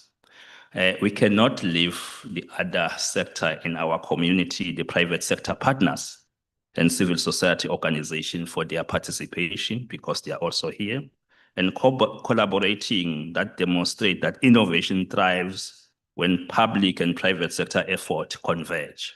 So without that, then public sector innovation cannot be in a position to thrive. But also, again, we thank you so much, the members of University Council, and also members of media. We cannot leave out the catering team, what they have done for us, and they are still going to do for us. So we can't leave them out. I'm sure that the majority of us, we are sitting here because I can't go home without eating. So we really appreciate them. It's very important. We would not be here without the hard work of teams from DSTI, UKZN, SALGA, but also the success of this watershed event is a culmination of a concerted effort of these teams. They worked collectively, selflessly, tirelessly to ensure that this event is successful. I would like to conclude my vote of thanks by picking two takeaway messages for you. One, let's go back and mobilize the relevant resources and entrench the culture of innovation through supporting innovation champions. I'm sure that those who are receiving this award, they are part of the innovation champions in their municipalities.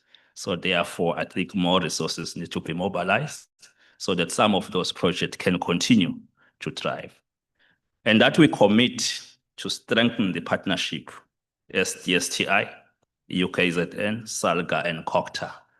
For me, I think those partnerships are very important because those departments and sectors, they really touch the lives of communities. The last thing that is so critical to this, I think the team was also very generous to prepare some few token of appreciation for those who have been able to play a huge role. Unfortunately, some of our colleagues have left, but I could see that those who accompanied them, they are still here. So we'll try to make sure that we still hand over those token of appreciation. As Natemba, I think you need to rise. We have got a token of appreciation for the Deputy Minister, Ms. Nomalungelo Gina. So I'm not sure who is going to take that on her behalf, but I can see you, Kaye, you are here. I'm not sure, Kaye, whether you take flowers.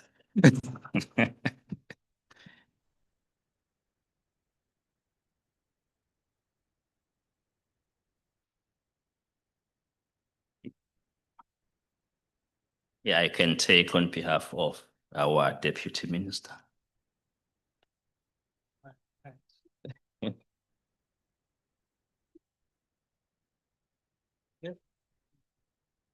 I would also like to invite our Director General, Dr. Mlungisi,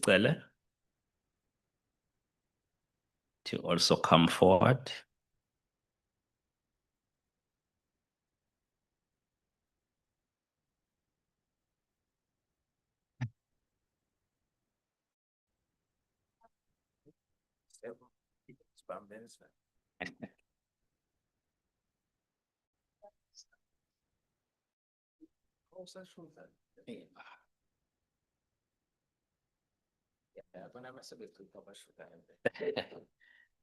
We also had a present for our Salga president, Councillor Begestofile. I know that he's not with us, but if from Salga someone can quickly run.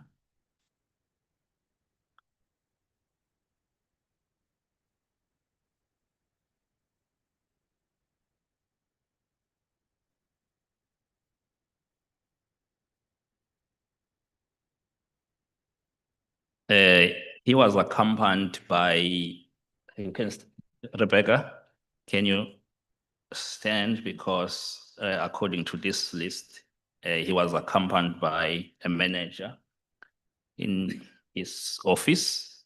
So we also appreciate. Thank you. And I'm not sure whether is there anyone who can help us on behalf of the Kokta Deputy Minister, Dr. Mosemola. But if there's no one, we'll find a way of how we transport it, not a problem.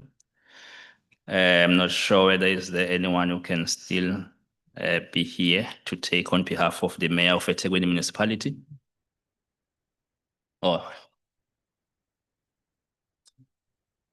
sorry, it looks like they've already given to him. Then I move now to our execs who are here. Prof. Anil has left us, but we had something for him. Okay,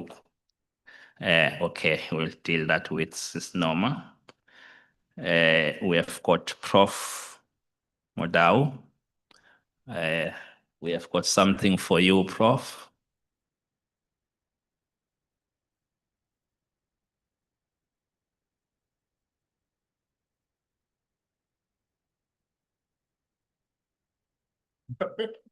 Can take a picture.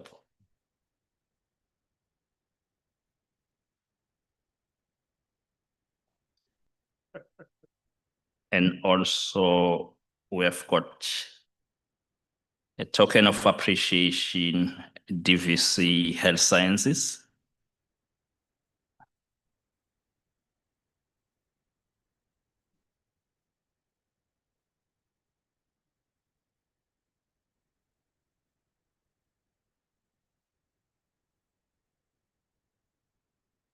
And also our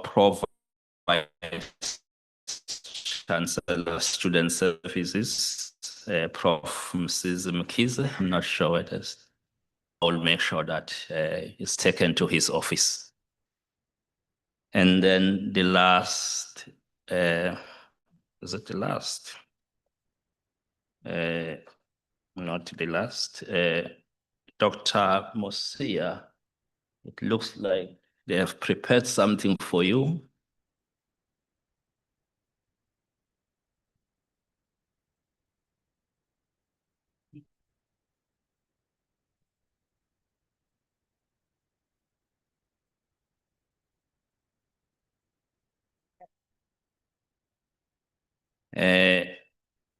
This list, I'm not sure whether it's complete or not, but Natemba keeps on coming with presents, so maybe I'll make a mistake and even take my own present if I have.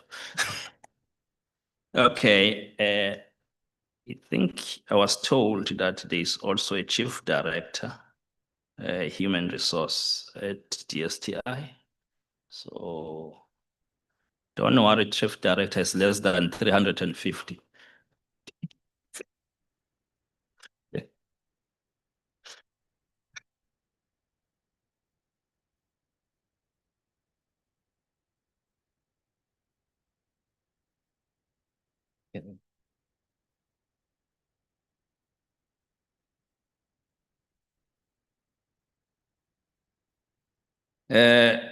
I was told that the last one that is left is for our Executive Director, Corporate Relations Division, for such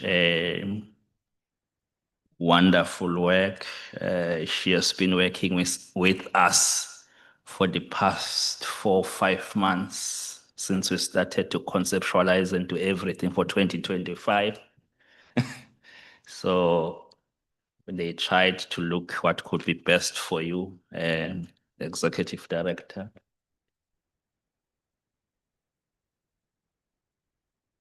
Can we also give another round of applause, please? I will tell you a story. What was that? The round of applause for what? When it comes to our Executive Director, with all protocol observed, now I can say food is available for this event, which is opposite. So we'll still want to be with you because we're still going to dance a bit. People will still have to network a bit. Some people have got powers of signing checks, so you must make sure that you come closer to them. We need money for debt stream funding. So those things are very important. So now I'm taking myself as a free man. You can now start to negotiate for more money. Thank you so much.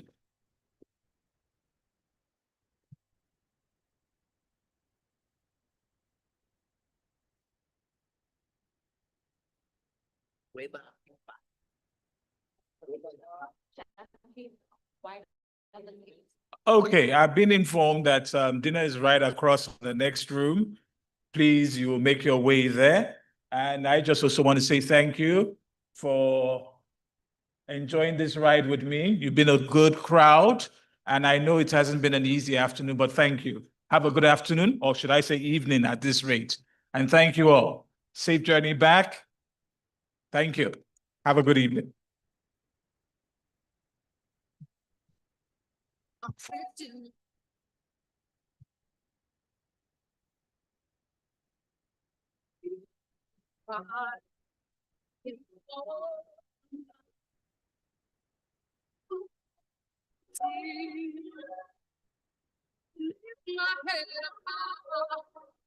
Open my eyes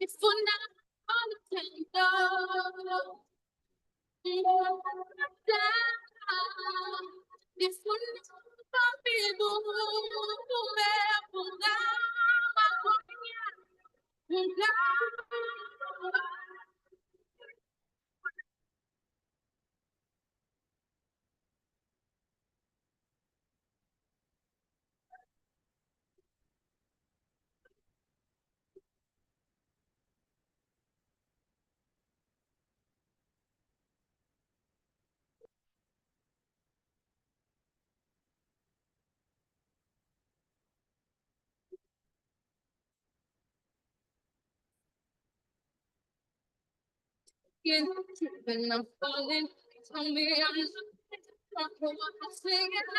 You're turning and standing with me